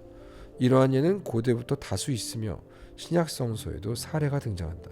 그중 하나가 마가복음 5장에 등장하는 더러운 영에 빙의당한 사람의 경우이다. 그 사람은 무덤 사이에 거처하는데 이제는 아무도 그를 쇠사슬로도 맬 수 없게 되었으니 이는 여러 번 고랑과 쇠사슬에 매였어도 쇠사슬을 끊고 고랑을 깨뜨렸음이로라. 그리하여 아무도 그를 제어할 힘이 없는지라. 밤낮 무덤 사이에서나 산에서나 늘 소리 지르며 돌로 자기의 몸을 해치고 있었더라는 내용이다. 즉 악마에 들린 사람은 심상치 않은 힘을 발휘하며 까닭없이 소리 지르거나 자신의 몸을 자해하거나 하는 것이다. 그렇지만 어떠한 경우가 진짜 악마 들림인지 아닌지 규정할 기준이 필요했기 때문에 당시의 신학자들은 그 징후를 살피고자 노력했다. 그 결과 마녀망상 시대에는 외설적인 짓이나 모독적인 소리를 한다. 외설적인 노출을 한다. 못이나 경첩, 쇠, 돌 등 이상한 것들을 입으로 뱉어낸다. 성물이나 예배당을 두려워한다. 기괴하고 무서운 외모를 보인다. 동물 같은 목소리나 몸짓을 한다. 발작 후에는 기억을 잃는 등의 현상을 악마 들림의 징조로 간주하게 되었다. 네, 여러분들 보시면 이게요, 틱 장애, 뚜레 증후군이나 아니면 간질이라고 하죠, 뇌전증, 그리고 말 그대로 조현병, 이런 종류의 신경증 증세를 딱 이렇게 오해하기 좋았던 시절이기도 해서 아마 그때 많은 신경증 환자들이 악마 들림으로 오해받아가지고 희생당했을 것 같아요. 그죠? 근데 옵세션과 포제션은 이게 참 재밌죠. 예를 들면 이제 예를 들면 누가 이제 겉에 밖에서 이제 암바 같은 거 거는 거야. 그건 이제 옵세션, 헤드락 가는 거예요. 옵세션인데 포제션은 안으로 들어와서 나의 껍데기를 마음대로 조종하는 거죠. 이렇게. 드디어 나옵니다. 아까부터 계속 얘기했던 그 루덩의 그 악마 들림 사건이 뭘까? 앞에서 여러분들 제가 루덩을 되게 여러 번 언급을 해서 궁금하신 분이 계실 텐데 요런 얘기입니다. 다수의 악마를 끌어들인 정치적 음모 사건이래요. 17세기 전반 루덩 마을을 떠들썩하게 만든 악마 들림 사건은 집단 빙의 중에서도 가장 유명한 것으로 정치적인 음모 사건이라는 특징도 갖고 있었다. 당시 루덩의 주임 사제 위르벤 그랑디에는 세련되고 잘생긴 외모로 여러 여성과 관계를 가졌을 뿐 아니라 성격도 오만해서 적이 많았다. 사제인데 그랬대요. 이 때문에 그를 질시한 정치적 적대 세력이 그를 파멸시키기 위해 루덩의 우르슬라회 수녀원을 무대로 장대한 악마들림 현상을 조작해낸 것이다. 악마들림 소동이 시작된 것은 1632년 10월이다. 30살의 수녀원장 잔느드 장주를 비롯한 여러 수녀들에게 많은 악마가 들러붙어서는 기분 나쁜 비명과 경련을 일으켜 수도원이 발칵 뒤집혔다. 곧바로 여러 성직자들과 주교들이 조사하러 찾아왔다. 퇴마 의식이 치러지고 드 장주가 증언하여 그녀에게 들러붙은 것이 악마 아스타로스라는 것과 주임 주교인 위르벤 그랑디의 신부가 수녀원에 던져놓은 장미꽃다발에 악마를 숨겨서 끌어들였다는 사실 등이 폭로되었다. 그러니까 그 아까 얘기했던 그 잘생긴 그 방탕한 사제가 이 장미꽃다발에 아스타로스를 담아가지고 던진 거라고 이렇게 하는 거예요. 하지만 루덩의 재판소와 의사들은 현명하게도 이 소동이 악마에 의한 것이 아니라고 판단했다. 덕분에 소동은 일단 가라앉았고 악마들도 모습을 감추었다. 그러나 1633년 여름, 1년 뒤죠. 소동이 재발했다. 이번에는 최대의 정적인 추기경 리슐리웨가 움직였고 그 신복인 보르도 고등법원 평정관 로바르디몽이 그랑디에를 취조했다. 여러분 리슐리웨 추기경 하면 되게 유명하죠. 이 리슐리웨는 이 중세를 다룬 여러 가지 문헌에서도 가장 정치적인 권력이 셌던 추기경 중에 하나로 나옵니다. 리슐리웨. 근데 그 리슐리웨하고 요 위르벤 그랑디에라는 잘생긴 요 사제가 정적 관계였나 봐요. 아무튼 수도원에서는 악마들림 현상을 한층 더 대규모로 발발시켰다. 퇴마의식도 마치 쇼처럼 많은 구경꾼이 보는 가운데 치러졌다. 그리고 그랑디의 신부가 서명한 악마의 계약서와 아스모데우스의 서약서가 발견됨으로써 1634년 또 1년 뒤죠. 8월 18일 그랑디에는 산채로 화형에 처해졌다. 이때는 정치적으로 이제 중세 시대니까 정치적 권력을 성직자들이 갖고 있었겠죠. 근데 정치적으로 요즘에 이제 여러분들 정적을 담그려면 어떻게 합니까? 막 흑색 선전하잖아요. 정적을 담궈버리려고 그러면 이제 이때는 마귀 들렸다, 악마 들렸다 이쪽으로 가는 거예요. 리슐리에 추기경이 이 정적이었던 우리 위르벤 그랑디의 신부를 보내버리는 용도로 썼던 게 루덩의 악마 들림 사건이었다. 제껴진, 담궈진 우리 그랑디의 신부. 이 그랑디의 신부가 담궈질 때 가장 결정적인 증거로 삼아졌던 게 악마의 계약서인데 그 악마의 계약서 읽어볼게요. 주교의 엉덩이 밑에서 나타난 악마의 계약서입니다. 루덩의 악마 들림 사건을 재판한 마녀 재판에서 루덩의 주임 주교 위르벤 그랑디의 신부가 악마와 계약을 함으로써 지위와 명성과 쾌락을 손에 넣으려 했다는 것이 최종적으로 밝혀졌다. 따라서 우르슬라의 수녀원의 수녀들 대부분이 악마에 씌인 것도 그에게 책임이 있다고 판결했다. 여기에서 주목할 것은 이러한 판결이 내려지는 데 있어 결정적인 물적 증거로 그랑디의 신부와 악마가 맺은 계약서가 발견되었다고 하는 점이다. 마녀 재판에서 악마와의 계약은 주요한 논점이 되지만 실제로 계약서가 발견된 예시는 그것 말고는 없다. 계약서가 나타난 것은 1634년 5월 17일 퇴마의식을 거행하던 중이었다.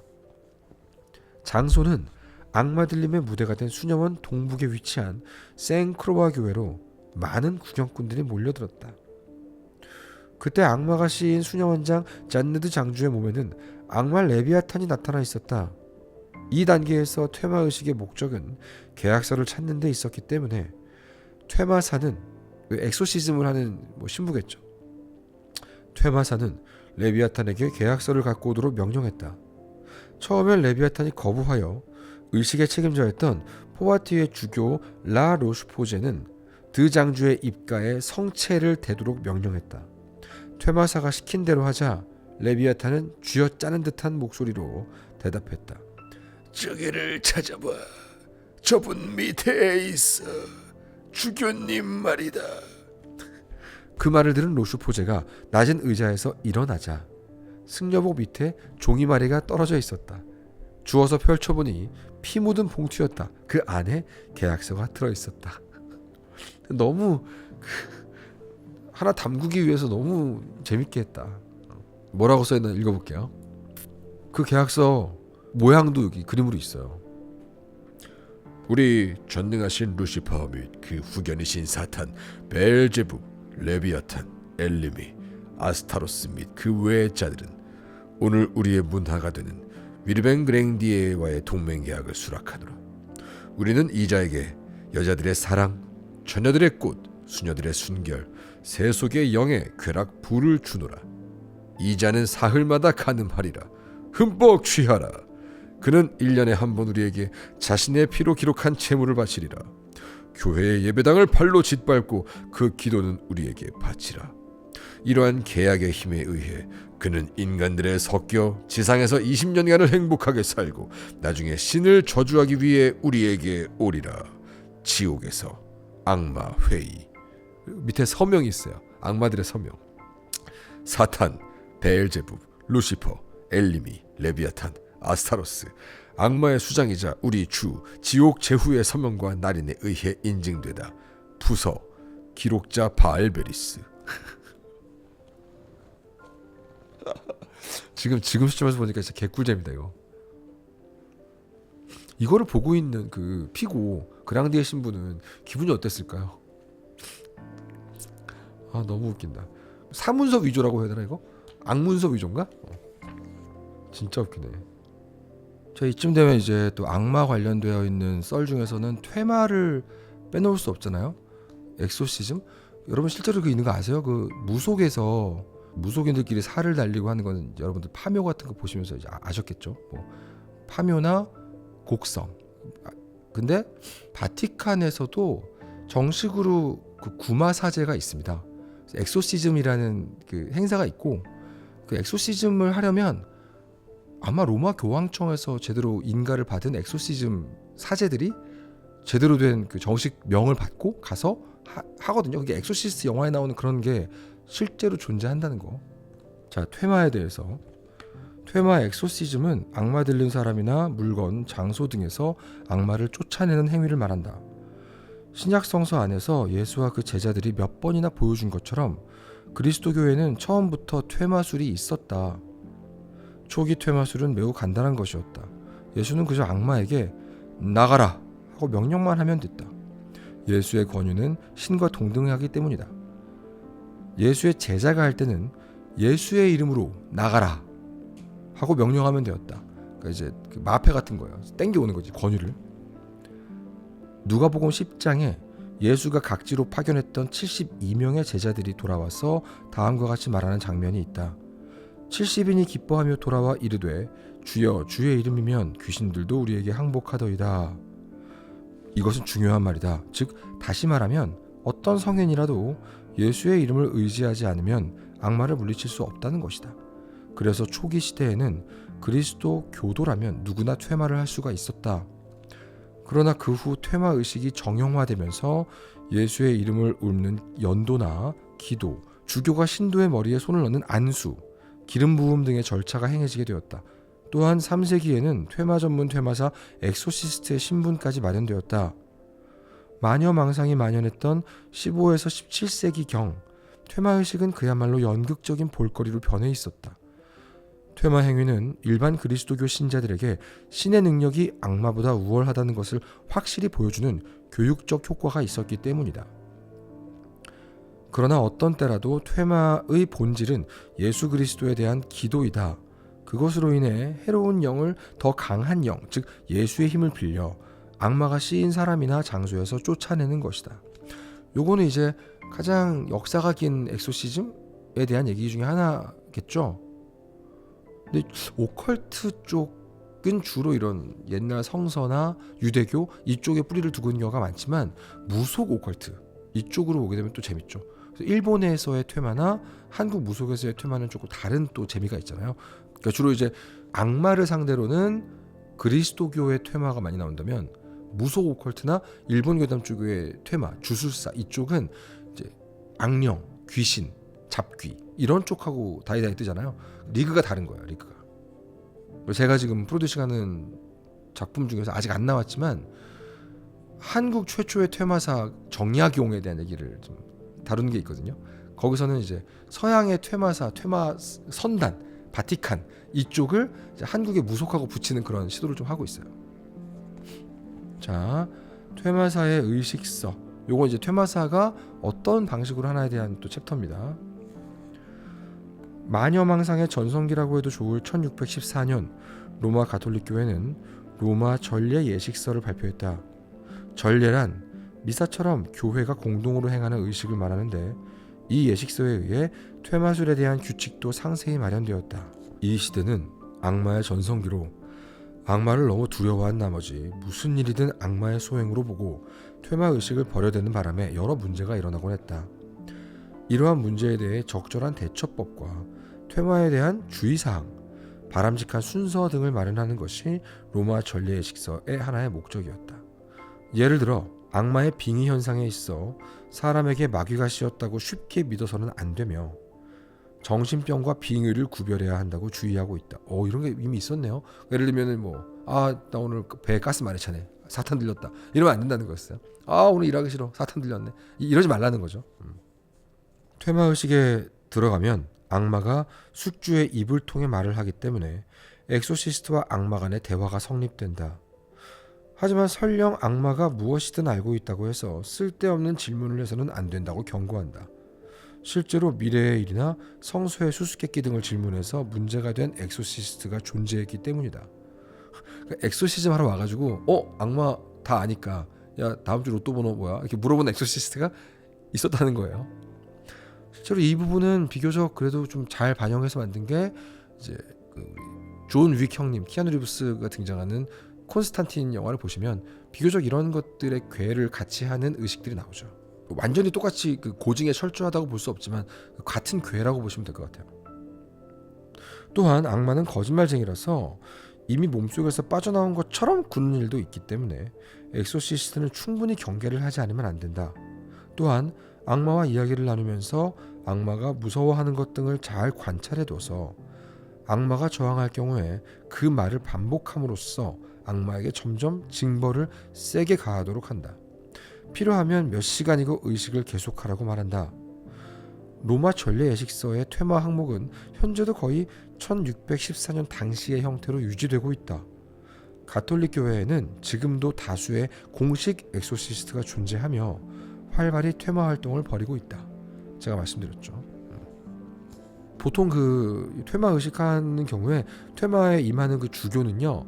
서플리스와 보라색 스톨라를 걸치고, 그러니까 의복에 대한 것도 있어요. 보라색 걸치거든요. 이렇게 길게 하는 거 있어요. 한쪽 끝을 숙주, 악마 들린 사람의 목에 걸친다. 목에 이렇게 쭉 내려놓은 천을 이렇게 걸쳐놓는 거예요. 숙주가 날뛰거든 묶거나 입회자에게도 성수를 뿌린다. 그러니까 같이 있으면 성수 맞을 수 있어요. 이렇게. 자, 이제 이 책의 마지막 장이라고 할 수 있는 5장에 가시면은 그리무아르의 악마학이라는 챕터가 나옵니다. 이 그리무아르가 뭘까요? 읽어드릴게요. 그리무아르라는 것은 쉽게 말하면 악마나 영을 부리기 위한 마술서를 얘기하거든요. 자, 그리무아르란 악마나 천사 같은 여러 영들을 기도와 대화, 위협 등을 통해 뜻대로 부림으로써 자신의 욕망을 이루는 방법이 적힌 마술서를 말한다. 거기에는 영을 부리는 데 필요한 마법원, 인장, 시길은 사인이에요. 마법 지팡이 등의 제작 방법과 다수의 주문이 기록되어 있어 겉으로 보기에도 수상쩍기 그지없다. 제목도 마찬가지였기 때문에 솔로몬 왕의 열쇠, 그랑 그리무아르, 호노리우스의 교황의 마도서 등 정말로 고색창연한 분위기로 유럽 중세 마술사들이 행세함에 있어 은밀히 많은 참고를 했을 것 같은 느낌이 든다. 그러나 그리무아르에 관해 사람들이 갖고 있는 이미지에는 몇 가지 커다란 오해가 있다. 그중 하나는 적어도 현존하는 그리무아르는 결코 그렇게 오래된 것이 아니라고 하는 점이다. 그리무아르가 크게 유행한 것은 17, 18세기 유럽으로 유명한 그리무아르는 거의 그 시대에 만들어졌다. 이 시대는 마녀 사냥의 시대이자 악마의 시대로 악마를 조종하는 그리무아르에 대한 수요가 많았다. 사실 악마가 그렇게 힘이 세다면 신에게 기도하기보다 악마에게 의지하는 편이 훨씬 빠르고 간편하다고 생각하는 사람이 있어도 조금도 이상하지 않을 것이다. 물론 현존하는 그리무아르의 내용에 오래전부터 전해 내려온 기술이 포함되었을 가능성도 크다. 하지만 확인할 방법은 없다.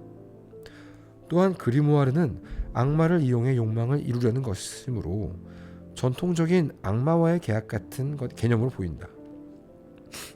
하지만 이것도 커다란 오해로 그리무아르에서는 기본적으로 악마와 계약하는 위험한 짓 따위는 하지 않는다. 즉 그런 위험을 범하지 않고 완전히 일방적으로 악마를 부려서 자신의 욕망을 실현할 수 있는 방법을 기록한 것이 그리무아르인 것이다. 즉 사형말을 만드는 방법의 책이라고 할 수 있겠네요. 보면은 뭐 여러 가지 그림 도해를 통해서 필요한 재료들 같은 게 나와 있습니다. 뭐 예를 들면 뭐 펜타그램, 펜타클, 마법 지팡이 이런 거. 되게 꺼림칙한 제목도 많았대요. 예를 들면 아까 얘기했던 그런 뭐 솔로몬의 열쇠 이런 책도 있지만 모세 제6, 7경 이런 것도 있어요. 왜? 모세는 5경까지밖에 없어요. 그러니까 모세 5경이 보통 정식 그 성경이잖아요. 근데 모세 6경, 7경은 이제 악마를 부리기 위한 거다. 뭐 이런 설정인 거죠. 그러니까 설정을 미친 듯이 집어넣었던 그 서브컬처 같은 느낌이 있죠. 악마 얘기를 하면 이렇게 솔로몬 왕 얘기가 참 많이 나와요. 뭐 예를 들면 제일 유명한 표현 중에 솔로몬 왕의 72악마 이런 것도 있잖아요.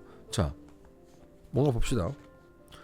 유명한 그리무아르, 솔로몬 왕의 열쇠 등의 제목에 이름이 들어가 있듯이 솔로몬 왕은 마술이나 악마와 관계가 깊은 것으로 알려져 있다. 근데 솔로몬 왕은 사실 제대로 된 성서에서도 나오잖아요. 이스라엘 왕국 제3대 국왕인 솔로몬은 다윗 왕의 아들로 호화롭고 장엄한 신전과 궁전을 건축해 왕국의 최전성기를 이룬 것으로 유명하다.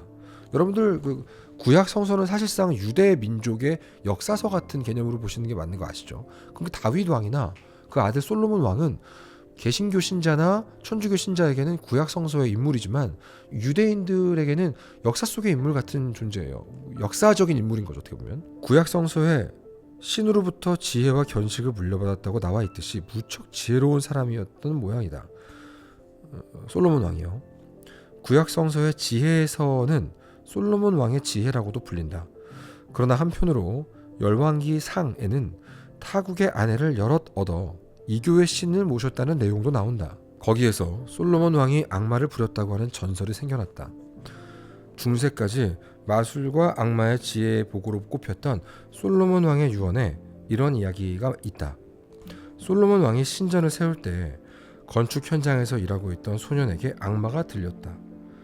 솔로몬 왕이 신에게 기도하자 천사 미카엘이 출현했다. 솔로몬 왕은 악마를 부릴 수 있는 능력을 가진 신의 각인이 들어간 오망성형의 반지를 받았다. 이것을 사용해 솔로몬 왕은 소년에게 들러붙은 악마를 부하로 삼았다. 또한 악마계의 왕 베엘제붑과 아스모데우스 36대칸의 악마들을 지배하에 두었다. 그리고 이들 악마들의 힘으로 어려웠던 신전 건축을 완성시켰다는 것이다. 이슬람교의 성전 코란에도 솔로몬 왕과 악마의 관계를 방불케 하는 이야기가 있다.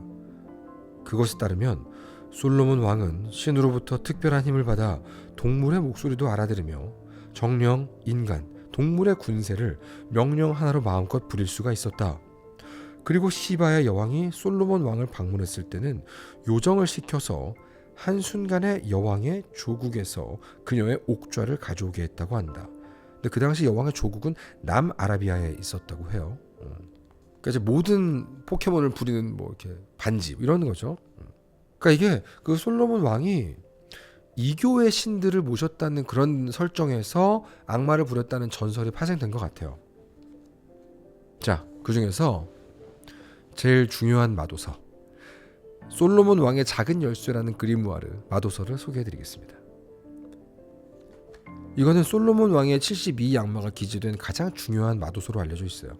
일명 레메게톤이라고도 하는 솔로몬 왕의 작은 열쇠는 17세기 프랑스에서 제작된 마도서이다. 책에는 솔로몬 왕이 만든 거라고 적혀있지만 사실로 생각하기에는 다소 무리가 있다. 그러겠죠. 마도서 안에서도 이 책이 특히 유명한 것은 고에티아라는 제목이 붙은 제1장 때문인데, 지옥 왕국에서 상급 직책을 가진 72영, 즉 유명한 솔로몬 왕의 72악마에 대해 그 지위와 능력, 소환 방법 등에 대한 자세한 설명을 수록하고 있기 때문이다. 이 책은 전체적으로 그저 악마만을 다루고 있는 것이 아니다. 제2장은 기본 방위의 영, 제3장은 낮과 밤 시간대의 천사와 황도 12궁의 천사, 제4장은 그 외 하늘의 4개의 높은 자리에 있는 영들을 다루고 있다. 그러나 어쨌든 제1장의 고에티아가 제일 중요한 것은 분명하며, 이 책이 처음 만들어졌을 때는 고에티아밖에 없었기 때문에 그 외의 나머지 부분은 나중에 추가된 것이 아닐까 추정하고 있다. 요한 바이어는 어느 자료를 보고 악마의 가짜 왕국을 썼다고도 하는데, 적어도 고에티아의 기본 부분만은 그 시대에 이미 존재했던 것으로 보인다. 솔로몬 왕과 72악마의 관계에 대해서는 다음과 같은 전설이 있다. 솔로몬 왕이 악마를 부린 것은 유명한 얘기지만, 그는 마지막에 72악마와 그 밑에 있는 악마 군단 모두를 노스의 항아리에 가두고 봉인해 깊은 호수에 가라앉혔다. 한참 세월이 지난 후 바빌로니아인이 그것을 발견해 보물이 들어있는 줄 알고 뚜껑을 열었다. 판도라 모티브죠. 물론 72악마와 악마 군단은 그로 인해 자유의 몸이 되어 본래 있던 자리로 돌아갔다. 이렇게 해서 지옥으로 돌아온 악마들을 소환해 자신의 소원을 이루기 위해 사용하는 마술이 솔로몬 왕의 작은 열쇠에 적혀 있다는 것이다. 이런 설정입니다. 그러면서 이 솔로몬 왕이 악마를 봉인했다는 노스의 항아리 그림도 나와 있고요. 그때 사용했던 시길은 그 사인이라 그랬죠. 그 시길의 그림도 나와 있습니다. 궁금한 분들은 한번 책을 사서 보시면 되겠죠.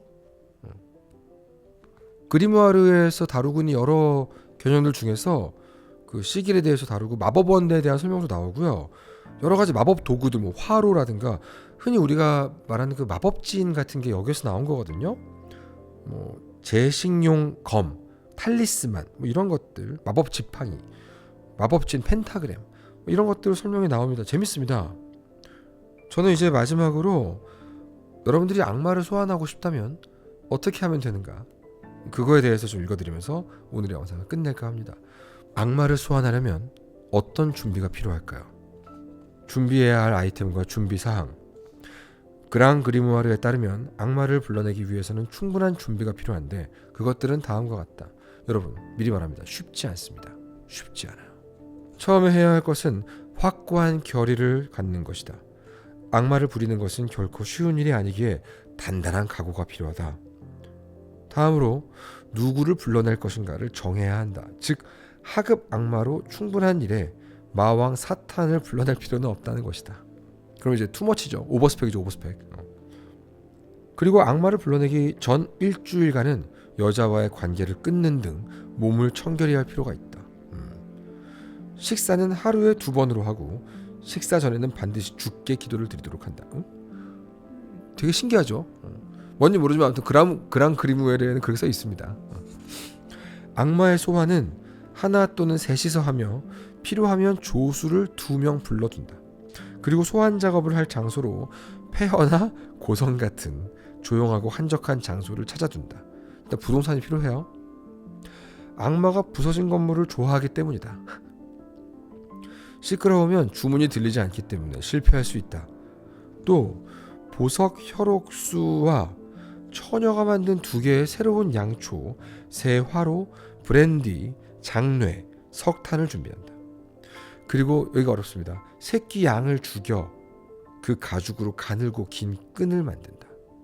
이것은 마법 원의 원을 만들 때 쓸 것이므로 길이를 충분히 확보하는 게 좋다.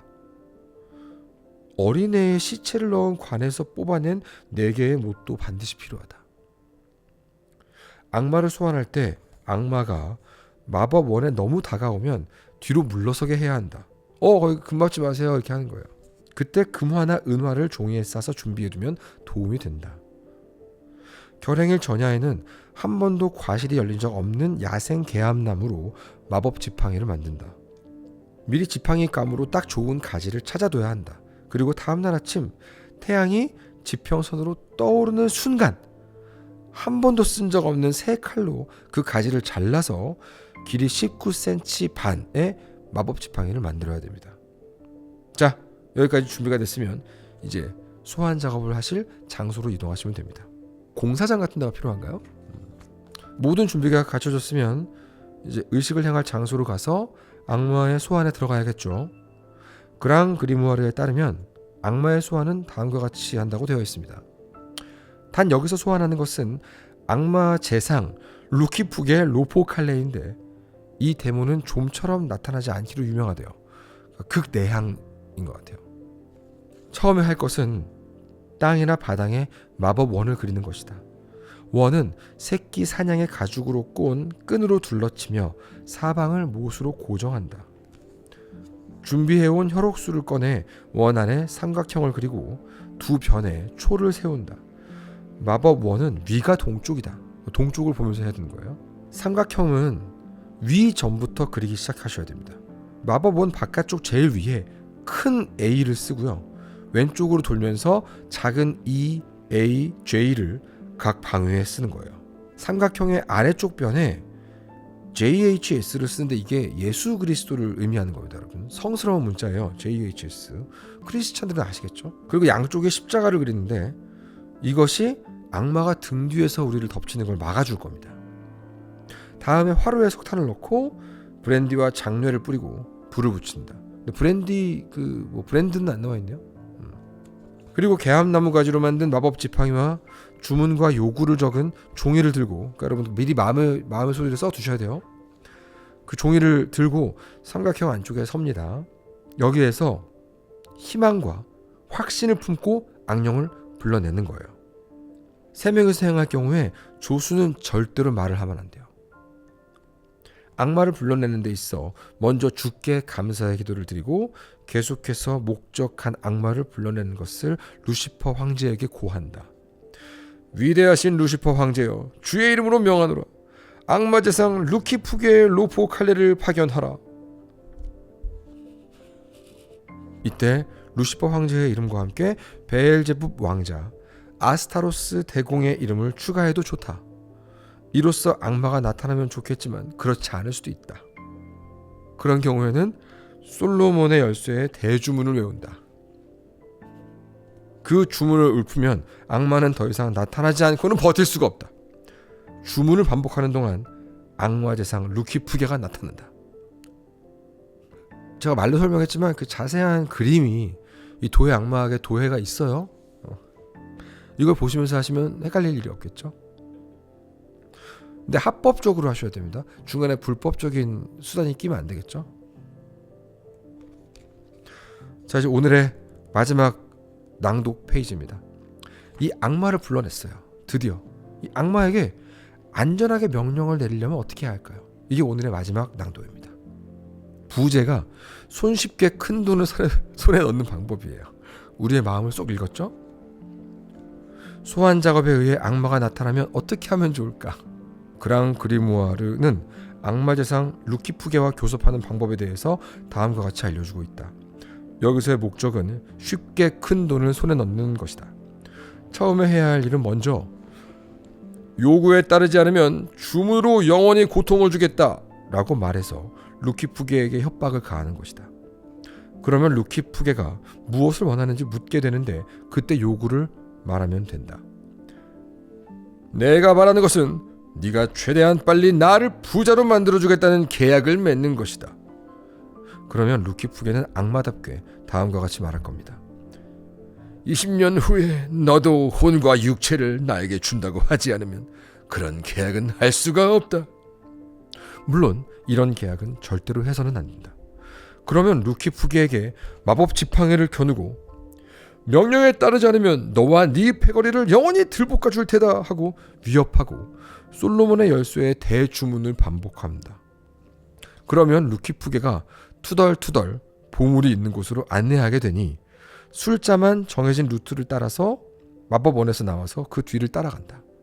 이때 루키푸게가 갑자기 맹견으로 둔갑한 듯 보이지만 두려워하지 말고 마법 지팡이를 겨눈다. 그리고 목적지에 닿으면 보물 위에 계약서를 놓고 가져갈 수 있을 만큼의 보물을 들고 뒷걸음으로 마법의 삼각형으로 돌아오면 된다. 안전한 마법원 안으로 돌아오거든 마지막으로 루키푸게에게 이별의 인사를 한다. 이것으로 큰 재산이 손에 들어온 것이다.